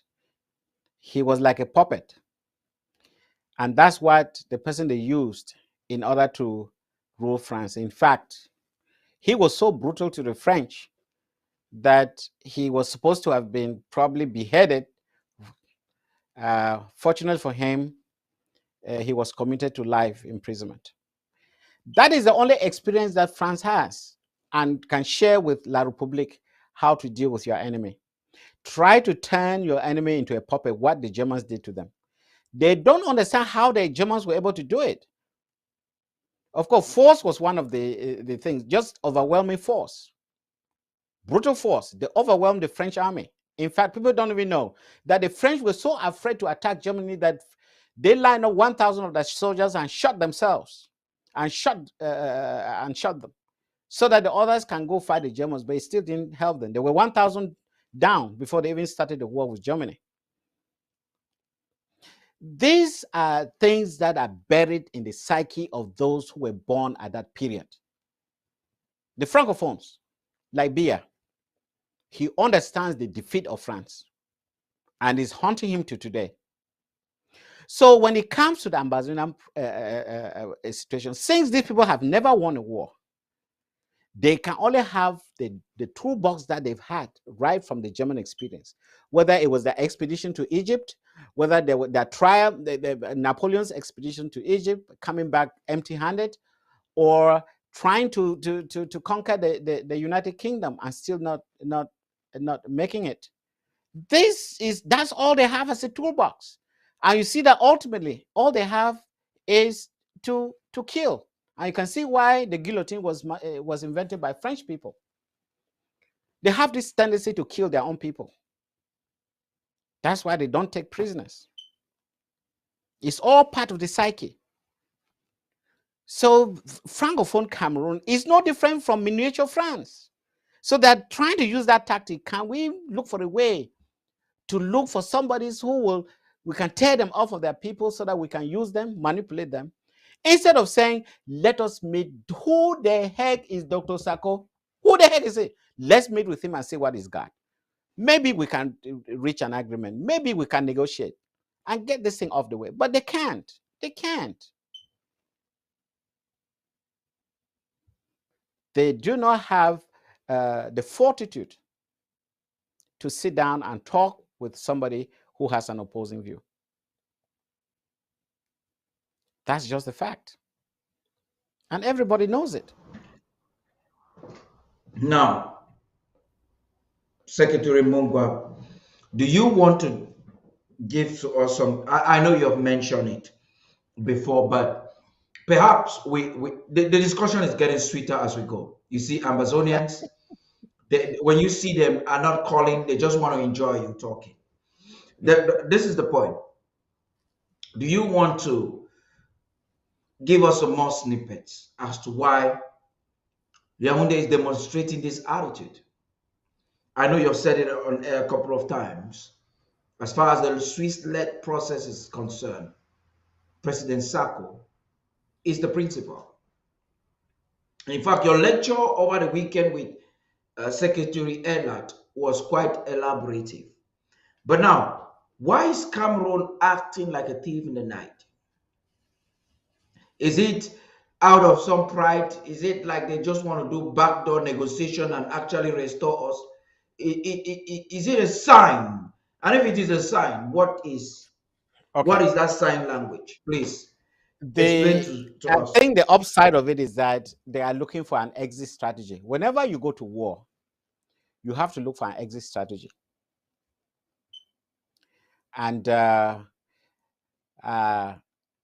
if you've never had experience in war, you may have your first embarrassment because the exit strategy may not be there, which means that they want to save face.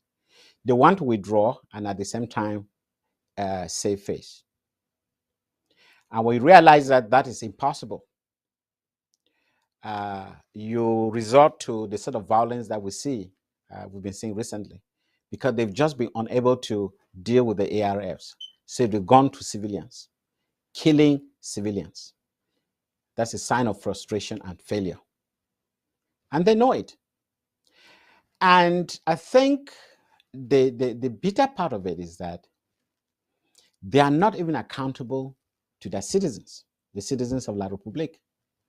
Can you imagine that when a soldier dies, 90% of the soldiers who have died, they've told their parents that they have deserted. And in fact, and they've put the blame on the parents that go look for your son. Because if they are declared dead, they have to compensate these families. Can you imagine the enormous sacrifice that La République parents are put into this war, yet when they die, they tell them, it is your fault. They have deserted. Please go look for your son. That is La République for you. Can you imagine how evil these people are, even to their own people? When our soldiers are killed, we make it known. That's part of the respect. And of course, behind all this is France. France doesn't care. For so long as you have a black skin, they know they have no relationship with you. So you can go kill yourself as many as you can. They don't care. And the La Republique, whatever, masters, they have no balls. They don't have the fortitude to turn and tell France, no, enough is enough. We are going to stick with these people for the rest of humanity. You are all the way 5,000 kilometers away. They don't have the fortitude because they don't have leaders. They have managers. Their leaders are the people in France. The French president is the leader in La République. Biya is a manager. And the other ministers are managers. Do you realize that the head, the minister of defense is Biya? The minister of defense, I'm not saying commander in chief, because there's no title like minister of defense in La République. There's a deputy. So who is the minister of defense? Same with the economy. It's Biya, which means that he takes full responsibility for this war. And his masters are the French, giving him instructions to follow. Biya is a manager. He has no strategy whatsoever. He doesn't even have the strategy to keep Yaoundé clean. He does not know. Can you imagine that it's only in Bamenda where people went on strike because of dirty roads, dirty streets and dirty communities? Why they are not picking up the garbage? They went on strike. People demonstrated. Have you ever heard that in Douala or Yaoundé? These are official septic tanks. Septic. Smells like feces, the two cities, and they know it. Now, Dr. Mungwa, there's a very critical situation. There's this notorious Wonja that it has suddenly become the law, empowered by the colonial government. He's a snake charmer, and he oppresses Amazonians at the home front. He is a proud enabler and always using very vulgar language to express himself. We've just seen videos that have gone viral on the social media with this same individual molesting an Amazonian. You may want to talk about that again. Well, I mean, And it seemed that the same law in the Cameroons doesn't seem to work. He has created his own law and he's backed up by the colonial administration. Do you think this particular behavior from the colonial administration and this individual is telling? Does it explain whatever is set up? And does it justify your hypothesis of the French using you against you by your own people? I mean, I don't have to educate Ambazonia as to what, I mean, take Moja Moja, Ekema, and so on. It's just a litany of people with very low self-esteem as Ambazonians. I think that's all I can say. They have very low self-esteem of themselves. If you are ready to go out and kill and molest your own fellow countrymen, it means that there's something wrong mentally. You lack self-esteem. You lack self-esteem. And when you listen to him talk, it shows that he lacks self-esteem. That's been recorded in history all over, in every revolution of this nature, even in the American Revolution. There were some generals who eventually turned against the American and eventually have to left and went to England after America had independence and were never heard of since. But had he lived in America, maybe one of the states would have been named after him. It happens in all revolutions. I don't want to isolate him. It's a pattern. It's a pattern. Now, Secretary Mungwa, if you look at it, Secretary Mungwa, can you hear me? Yes, I can. Look at the picture that's on your screen. That's pathetic. If you look, It is. that guy has been butchered. Yeah. Purportedly, he wants us to believe this guy is an Amazonian fighter. The guy has been so badly beaten and butchered, Yeah. and we're not sure if he's going to survive. So, for this man has been recruited either to pick up our guys from the bushes or to slaughter them. This is what happened, and this is war crime. You know, Yeah, it is the war crime, but laws. I mean, let's Yeah, let's let's let's not over. This is something that should be handled by local ARFs. I mean, I'm not here again. I'm not the SOS for self defense. I mean, in criminal cases like this, I think the SOS has to take up a responsibility with its soldiers to see how situations like that can be handled. I think we've got a whole library of criminal acts that even probably worse than what we see on the screen. I've seen all of them. It's very disheartening. As somebody who is part of the team that is managing this revolution, there are certain aspects where we have to be very, very strong in our minds. We have to be very strong because the emotional impact that I see it every day. And if I put my emotions on one little thing, I will lose my ability to think ahead.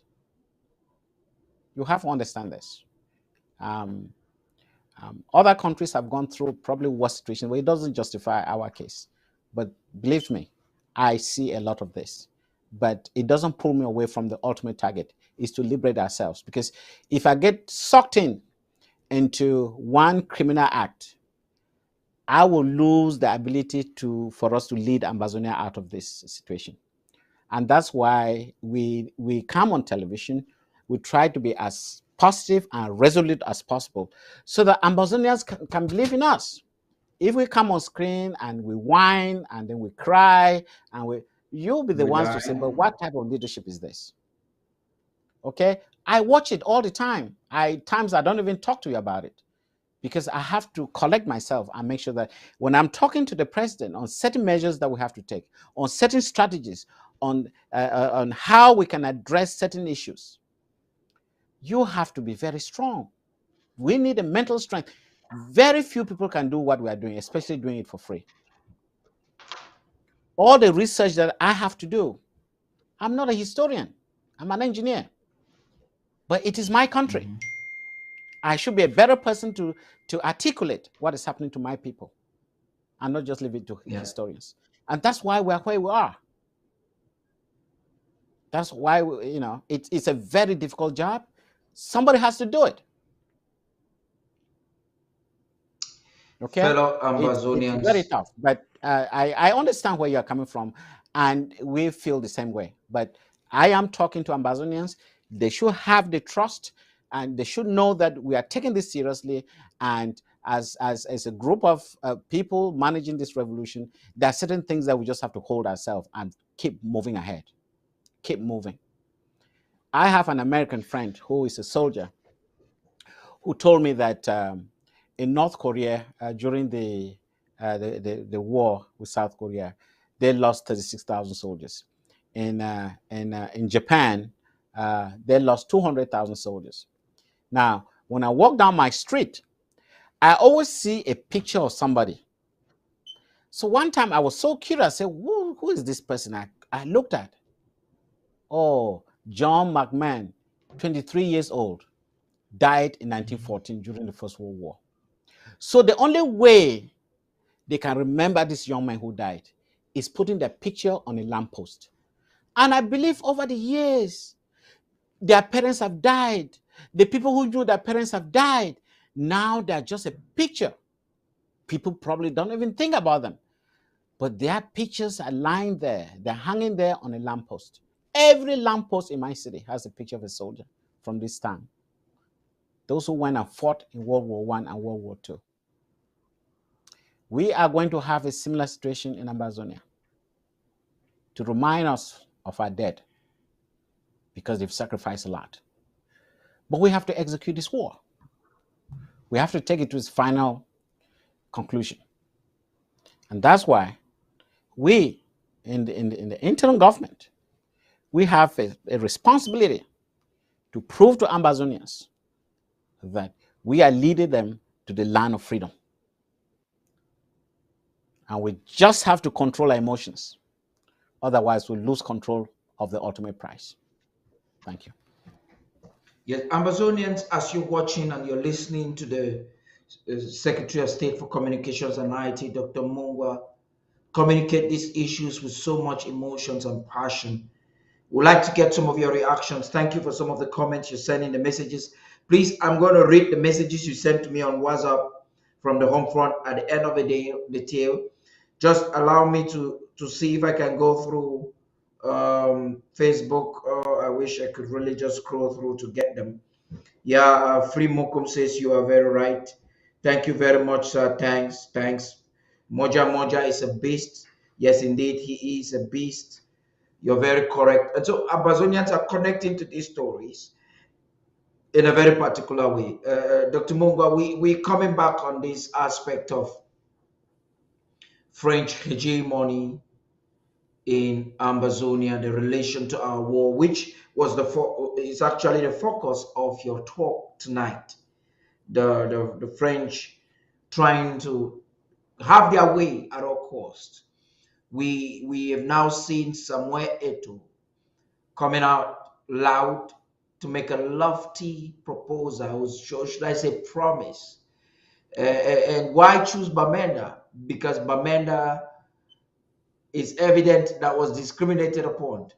It's evident that there's no reason why, if the countries were one, a cosmopolitan city like Abakwa shouldn't have a stadium. Bafusam has it.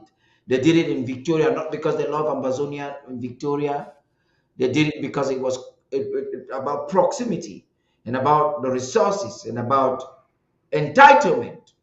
Now, Eto'o, in his lofty promise, says that he's going to build stadia all across his national territory, and he is claiming that Bamenda should be his starting point.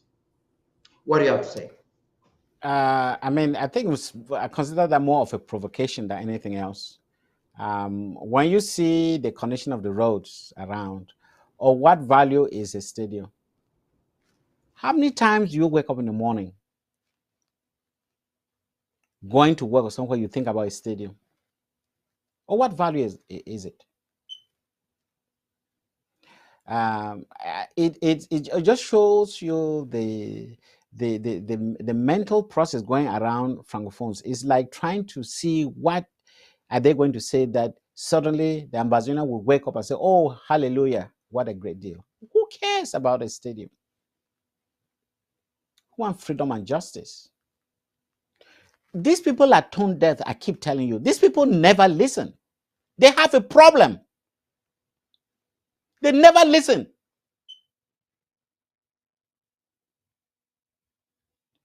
I don't know when these people, I don't even know how to classify them.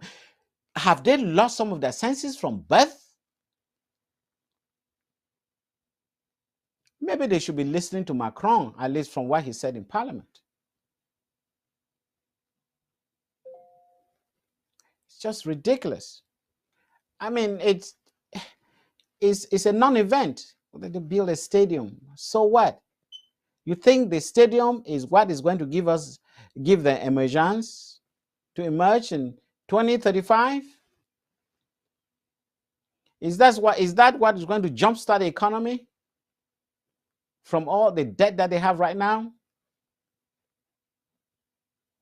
Or they are going to make sure that everybody drink a truckload of beer so that they can make enough money to come back and be. And after that, or what use is it when everybody's drunk?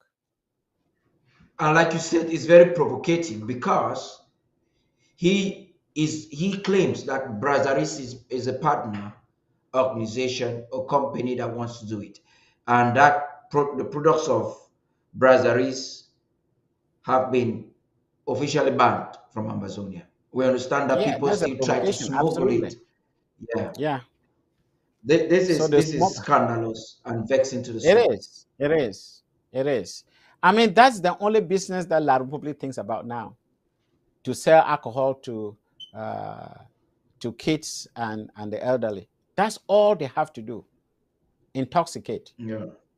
These are people who have no standards for anything. Nothing. No standards whatsoever. And even the trucks, they keep on killing Amazonians from poor maintenance. In the 60s, we had a roadworthiness sticker for vehicles. Vehicles had to be inspected to make sure that they're roadworthy.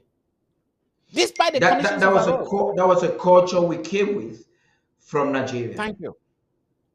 Okay, thank you. Maintenance. We have a culture of maintenance. These people have absolutely nothing. Water and sanitation, the basics of life. They still don't understand it. And I remember I'm told after I left the university, of course, they stopped teaching those courses. Now, what do they bring? They bring students who have done a degree in mathematics and they have done some research in mechanics or something, and then they make them heads of department and teacher. They are totally clueless about design.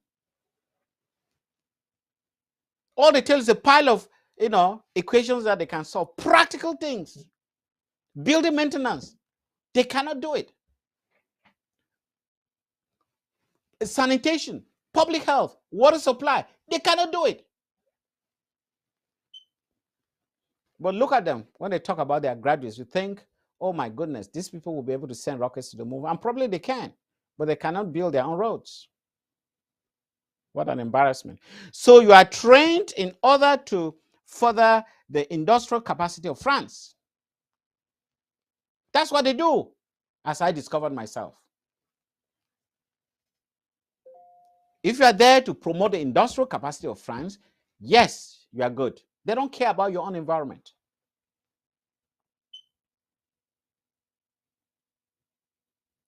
That's what La République is. It's an appendix of France. Over to you, Paddy. That's amazing.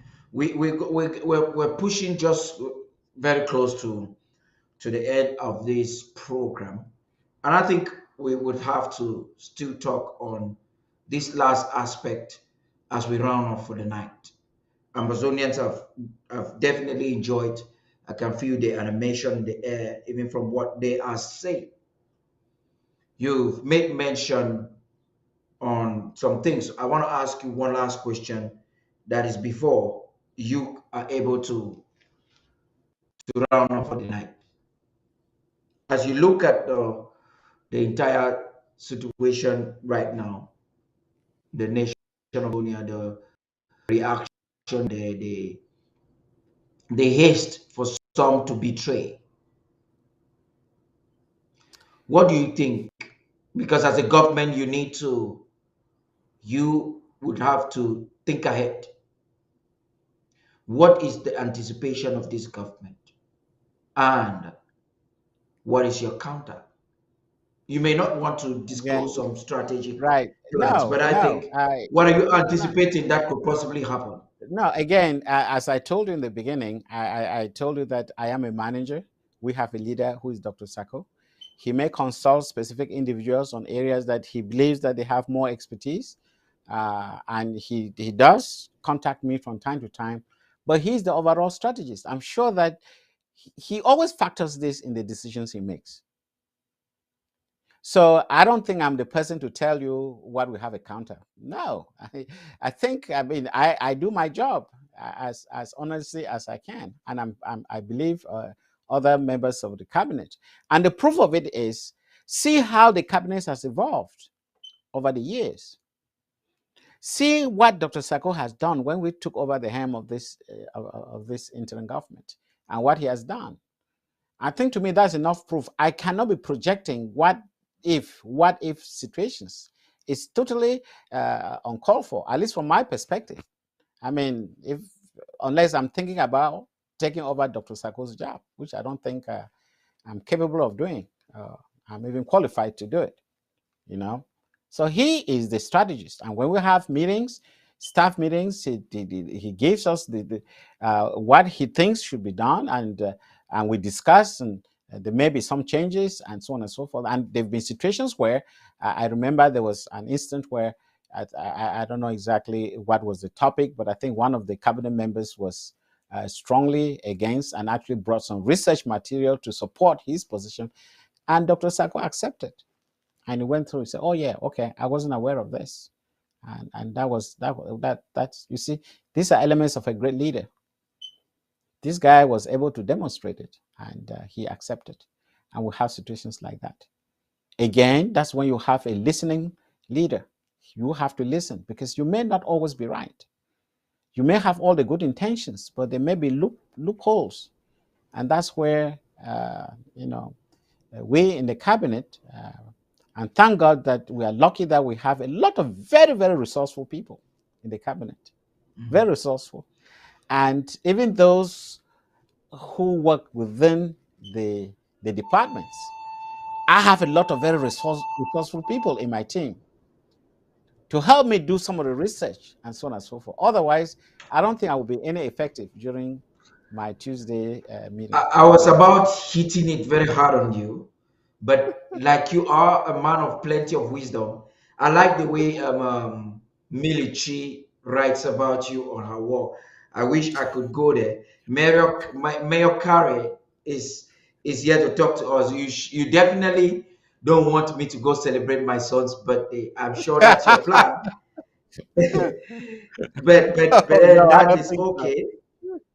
Just stay. I'm talking about Mayor Kare. He's here now to talk to us. Okay. Let me just read something.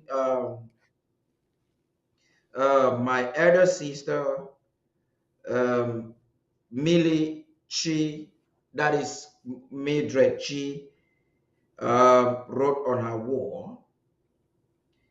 That can just back up some of the things we are experiencing here now. Now, she has shared your show severally. She's so amazing. Congratulations. Thank you. You're watching us.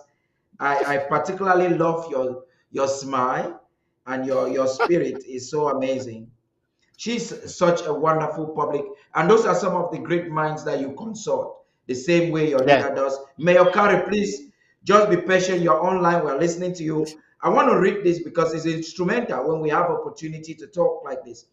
For us to read some things, I'm going to just read. I'm going through her wall now. There's plenty of information there for us, but I'm trying to backdate this particular information that she posted right after we finished the show last week. I think the next morning, she wrote this, and she does some graphics. I think you just have to work with me very briefly and get these graphics out. And this is what Milichi said. Very wise words from our excellent Secretary of State for Communications and IT, Dr. Martin Mungwa, PhD. State of the Liberation Movement Tuesday, blah, blah, blah. And so let me read the caption. It says, "There is change in La République du Cameroon." These are your words, Dr. Mungwa. Yes. There is change in La République du Cameroon, but there is no progress. But we Amazonians, we want progress. So we accept both change, in parentheses, which is inevitable, and at the same time, we accept progress to move forward. That's amazing. Now, before She's Mayor absolutely Caro, correct. please be patient. Forgive me for keeping you waiting. Before we even dare to get Mayor Kare crown this program, what is in your mind when you're making such utterances? That now I will precise. What was in your mind when you were actually making this utterance? I think I have, in the course of uh, my training as a manager, I mean, I've been an engineer for a very long time, but for the past 14 years, I've been a manager. And one of the things you do as a manager is to deal with people. And by dealing with people, you understand society. And you realize that when you deal with people, there are some people who uh, never like change, but they realize that they are caught up because no matter what you do, there will be change. But again, there are people who do not know that to progress is optional. Progress is an individual engagement or a nation's engagement. If the leadership doesn't want progress, you will never progress. That is very subtle. Change, new cars will be on the roads, new television, whatever, the change will come. But are you ready to progress with it? Look at us, La République. They've been stagnant for 61 years. They don't like progress. Why? They don't like competition. Why? They are inferior. And you can see it all across the board.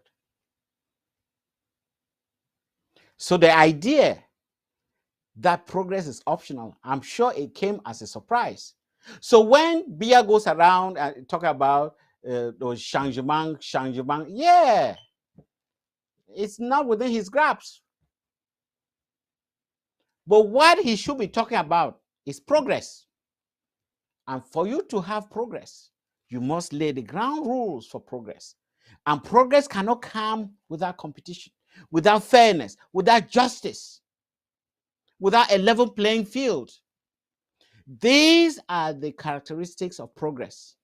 Fairness to everybody, so they can perform at their best, at their highest productivity level. We lack all these ingredients. And that's why we can never progress with people who are stagnant. We want to progress. We want young men like the little boy who was talking about this struggle or this revolution. One day, that experience will give him a different way of thinking about protecting society. And he will become our future leaders. The same leaders who were in La République in 1950, they're still in power today. 1960, they're still in power today. How do you imagine that they will ever progress with stagnant minds? That's why I made that statement. I hope I've answered it sufficiently. Thank you. That how do you expect they will make progress with such stagnant mind? It is impossible when you have fossil men at the head Yes. of the Government. House of Representatives, the Senate. The president himself is suffering from amnesia. He now poops and pees on his Yeah, defecates ossified. on his body. Yeah, the Council of Foreign I, Relations. I'm aware. Yeah. Yeah, The Council of the Foreign Council Relations of Foreign qualified the BR Relations. regime as ossified. Okay? This is official document. Council of Foreign Relations in the United States called the BR So administration or it is regime unfortunate. ossified. Okay? So who wants to, is Mayor Carey still there? Maybe would like to listen to him. Mayor Kari, thank you very much, elder brother. You're such a respectful person. Thank you for being so patient. You've been waiting for 7 long minutes, and I think the number 7 means completion. So your hour of waiting is completed. Talk to us. Ambazonians are listening to you, and the world is listening. Thank you very much, Tapa the King. Thank you for all you do. May God give you more wisdom and more strength so you can do better. And that also goes to SOS Dr. Mungwa. Thank you very much. Yes, I should be apologizing because I'm calling it late. You shouldn't be it shouldn't be the other way around. And definitely, I want you to be able to go celebrate your son because he is not only your son, he is the son of Ambazonia. Amen. He is the future of Ambazonia. And I am not only joining others to wish him a happy birthday, I'm also praying for him to be successful so that he will be able to replace you and I tomorrow. Amen. Because we need it. That said, I want to come back to the subject of the day. We Amazonians have said it many times that nothing short of our total sovereignty is going to satisfy us. That is what we're shooting for in this fight, and nothing, and we mean nothing, short of that total sovereignty can satisfy us. Let me put that into perspective, so that Ambazonians and La Republic and the world can hear clearly.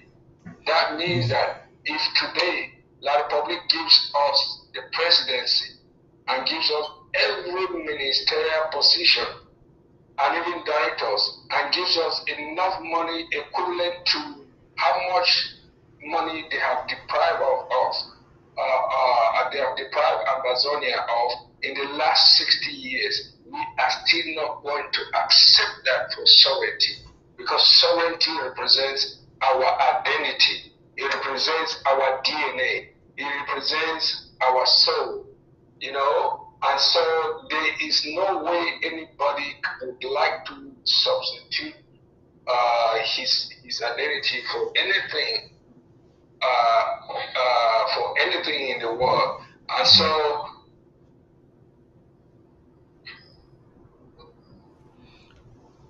you're breaking, Mayor Curry. yeah, sorry, because Okay. of an incoming call. Okay. There is no one in the world, talk less of Amazonians, who can accept anything short of sovereignty. Amen. Nothing. Nothing short of all that. the money in the world. And so we need La Republic. We need the world to hear this. We need Amazonians to hear this. And so I thought that I'll call and add that to it, because not that Dr. Mungwa didn't do a good job. Yes, He's always exceptional. Yes. Today I'm coming a little bit late. I only heard like the last 10 minutes of the program. I feel like You need to do a rewatch.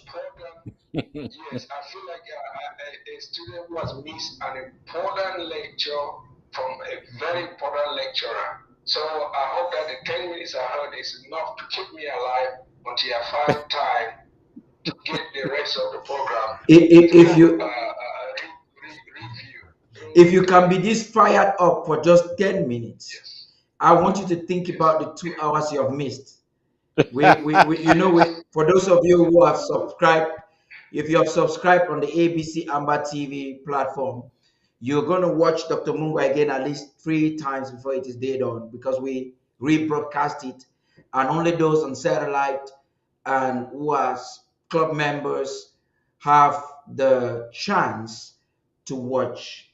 That's amazing. Do you still have something to add, Mayor Kari? No, I just want to thank you for your wisdom and your vision for rebranding ABC Amber TV to include all the extra perks that come with membership. Thank you very much. I couldn't wait to become a member. Thank you very much. Thank you, Dr. Mungwa. I don't want to hold you much longer than you already have been here. Thank you. I yield. Thank you, my brother. Thank you for being a valiant fighter. Yeah, go ahead, please. I remember the past couple of days, I've been having calls from friends in La Republique who tell me that I am hated by the regime, that if I show up in Douala, they will slice me into pieces because they are so angry with what I've been saying against them, which just makes my day so wonderful. It is so funny, I could not stop laughing. And I hear from so many people, so definitely it's not I wouldn't say it's a conspiracy. That's what they say. But I think they'll be surprised that one day we'll all be sitting in order to conclude that document, so that we are all we are separate people. And we will try to work very hard to create a good relation between our two countries. Yeah. It happened during the war between Germany and in Europe, even France and Germany. Just a moment, please. We had to sit on the table. So I am not moved by it. That's what I want to say. I'm not moved at all. It doesn't really bother me. I don't even think about it. I know you're not moved. And Ambazonians don't want. Ambazonians are enjoying this program. They don't want us to end. This somebody calling from Victoria. And go ahead, comrade. No need for any introduction. You're calling from the home front from Victoria. Just talk to us, please. Hello. Thank you very much. Yeah, Thank go you ahead. very much. In fact, I've been watching and listening to you people, just enjoying the show. And there was no way I could just keep the satisfaction to myself, especially when the last caller was calling. I just let him drop. Then I just said, wow. In fact, the spirit, when they say Ambazunia is a land full of milk and honey, that's the real sense of milk and honey. In fact, anybody listening to him talking will know that no, the spirit, the soul, and everything is purely from rooted in motherland. So I just pray that a lot of us back home from we should keep the fire burning. And Papa, dear, I want to really thank you people for all you have been doing. To be candid, I told you people that when water no DT, it will clean. When water DT, it will clean. ABC is a clean channel. We appreciate it. It's outstanding. I just keep on praying that you all will continue to have that marvelous inspiration to give just the best that the people deserve. Anybody watching ABC will testify to it. The last time I said, now the Bible will testify. But I quite remember our able lady cases or something over the show that when you are on top, you are the topic. ABC is indeed the topic, and you are just doing great. Yesterday I followed the show with our comrade, I've forgotten the name of the vibrant lady, with our able vice president, Mr. Ade. It was very short. I just wish that he will be back, maybe to spend 2-3 hours again to educate, to conscientize, because now we don't have time to sensitize people again. We have to conscientize them, make them to it in their spirit, in their soul, that they have a home, and that home is no place like home. Yes. And the last speaker just spewed it out, not lost. So I just want to appreciate everybody listening to you people. Keep on the good work. Thank you very We much. are heading to a promised land, and that is final. Okay. Thank you, Dr. Mungwa. I regret there's a particular video that is making waves on the social media. Okay. I was just asking something from Comrade Steve, who is working with you, the Secretary of State for Home Affairs. I think we'll have to preserve that. We'll just release it when the House has reviewed the document. Is the Yeah, IG position? I'm aware of it. Is Yes, the I've seen IG? it. Yeah, is the IG position on self-defense? You Correct. know, the IG, the interim government, is moving towards negotiations, and like the president has always mentioned, we want to avoid ideas. We want to avoid things that will make the process of negotiations difficult. We understand the Geneva Convention and the laws and rules of war. So we, as the interim government, we taking a position of recalcitrant behavior and the things that are evil. Now, Dr. Mungwa, this video I was talking about is a video of Mr. Frundi actually enjoying, you mentioned it, enjoying his life with, I just didn't have it. Now, as you conclude, I don't know if you remember the anthem of the SDF party. As you give your closing remark, I'd like you to mention it if you even remember it. The anthem that Power to the people.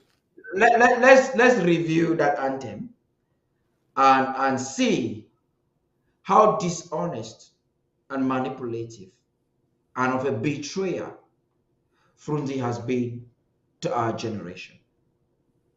It went thus: SDF, power to the people. In the name of social justice, we shall conquer. SDF, power to the people. In the name of equality, we shall conquer. Now, the key word The technical word there was power to the people. And this is a man who has denied all power to the people, because giving power to the people is adhering to the voice of the people. For close to It is 4 no steering. decades, he betrayed our forebears in the 80s, who thought that the arrogance of President Biya should be reviewed. That Paul Biya seceding from the union, they had to activate the nationalist movement. He took advantage of the hunger of the people at the time, betrayed it. So the foundation of the SDF was betrayal. No wonder he won the election and sold it out to France. And in 1996, he denied going into the parliament when he had the chance of dictating the pace. And as Cameroon has been slaughtering our people, Mr. Frundi, that has received all the love of his people, has been respected. People have died to support a vicious person who presented a purported vision to them. He looks into the eyes of the people, despises them, and tells the government of Yaoundé to figure out ways to deport our leaders so they can be incarcerated. And that's why I conclude that Frundi is behind the arrest of Sisiko Julius Ayub Tabe. Frundi's son, Joshua Osi, a few days after his declaration, also made the same suggestion to the Yaoundé government. The level of evil, the height of evil, is incomprehensible. Dr. Mungwa, as you conclude tonight's discussion, you may want to comment on that. Thank you. Thank you for talking about Frundi. It is nauseating, to say the least, when I think about Frundi, because this is somebody many Ambazonians were ready to die for him. I wrote the water and sanitation policy for the SDF. So I know what I'm talking about. And when I see him today, I lack words to describe his betrayal. And if you listen to what I've said today, it follows that modus operandi of the French. Turn your leaders into puppets. Biya is a puppet to the French. So Frundi has to be a puppet of Biya, and Osi has to be a puppet of Frundi. It's the whole chain. So there's a whole chain of puppets all the way to France. There is no way somebody can have an independent mind and work with somebody like Biya, because he's a puppet. He knows he doesn't deserve the position that he has. But because he has to survive, and they put him in a situation where you either do it or you are dead. I told you, the French system doesn't allow for political prisoners. And that's why their greatest invention in modern history is the guillotine. The only thing that I can compare it to the guillotine is very bad roads where people die. And you can see how negligent they are in road construction in La Republique. That's another guillotine for you, because they don't even care about the life of the individual. If they die, have you ever heard about changing any policy on road transportation in La Republique? It's another guillotine. And it comes from the French. So that's the spiral that we go through to get to the other side. Many people have died from roads. But I'm happy that Ambazonians are listening. And from today's presentation, I think we are continuing to educate you on the challenges that lie ahead and what we have to do, because Dr. Sako is ready to lead. Thank you and goodbye.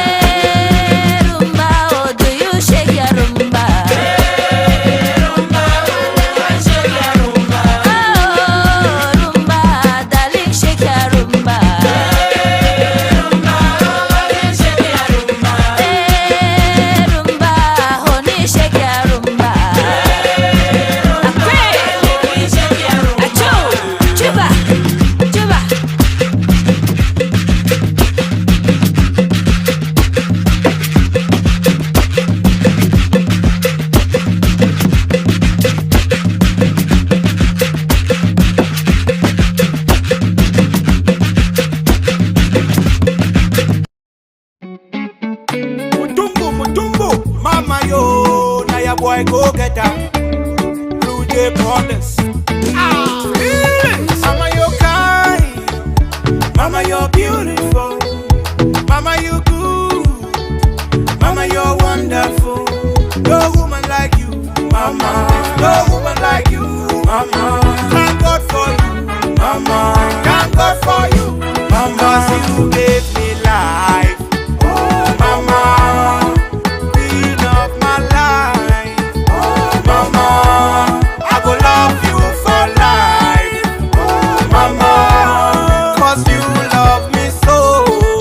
Oh, Mama. From small begin, I never forget all the suffer when you suffer for me. Oh yeah, yeah. All the pain and the troubles where I put you through. I remember when money no be there and chop no be there for her. You be the try your best. You go run around to find us something where we go chop. When I dey sick, you know the sleep, you go dey cry all night. You go hold me tight, start to pray, say God make you help my baby. Oh Lord, ooh, I wo ye choma. Afunga na bere ye funga choma. Ambama na bere ye ambama choma. Enga na chinu ye ga choma. Mama, I wo ye choma. Afunga na bere ye funga choma. Ambama na bere ye ambama choma. Enga na chinu ye ga choma. Ye ga choma, mama. Enga na chinu ye ga choma. Chinu ye ga choma. Oh, you gave me life, oh, Mama. Queen of my life, oh, Mama. I will love you for life, oh, Mama. 'Cause you love me so, oh, Mama.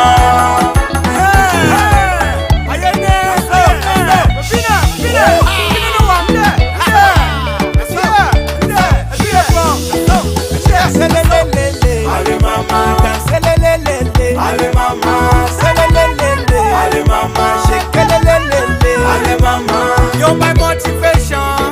You gave me the best education, mama.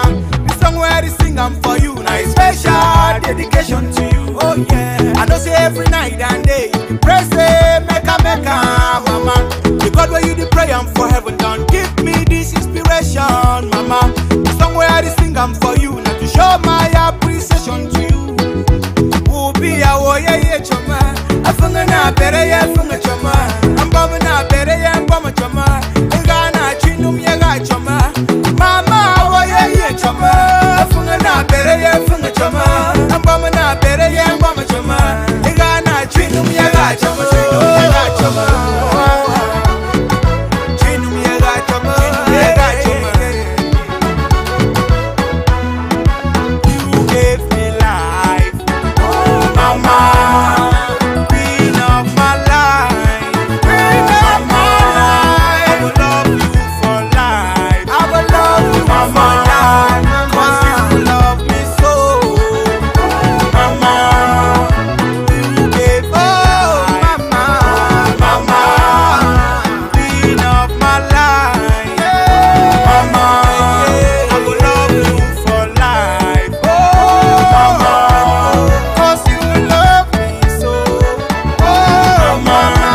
Mama, selelelele. Ale mama, selelelele. Ale mama, selelelele. Ale mama, shekelelele. Ale mama, selelelele. Ale mama, selelelele. Ale mama, selelelele. Ale mama, selelelele. Ale mama. Oh. That's so, mother's day. That's so. Bafazi, this song's dedicated to my beloved brother and his wife.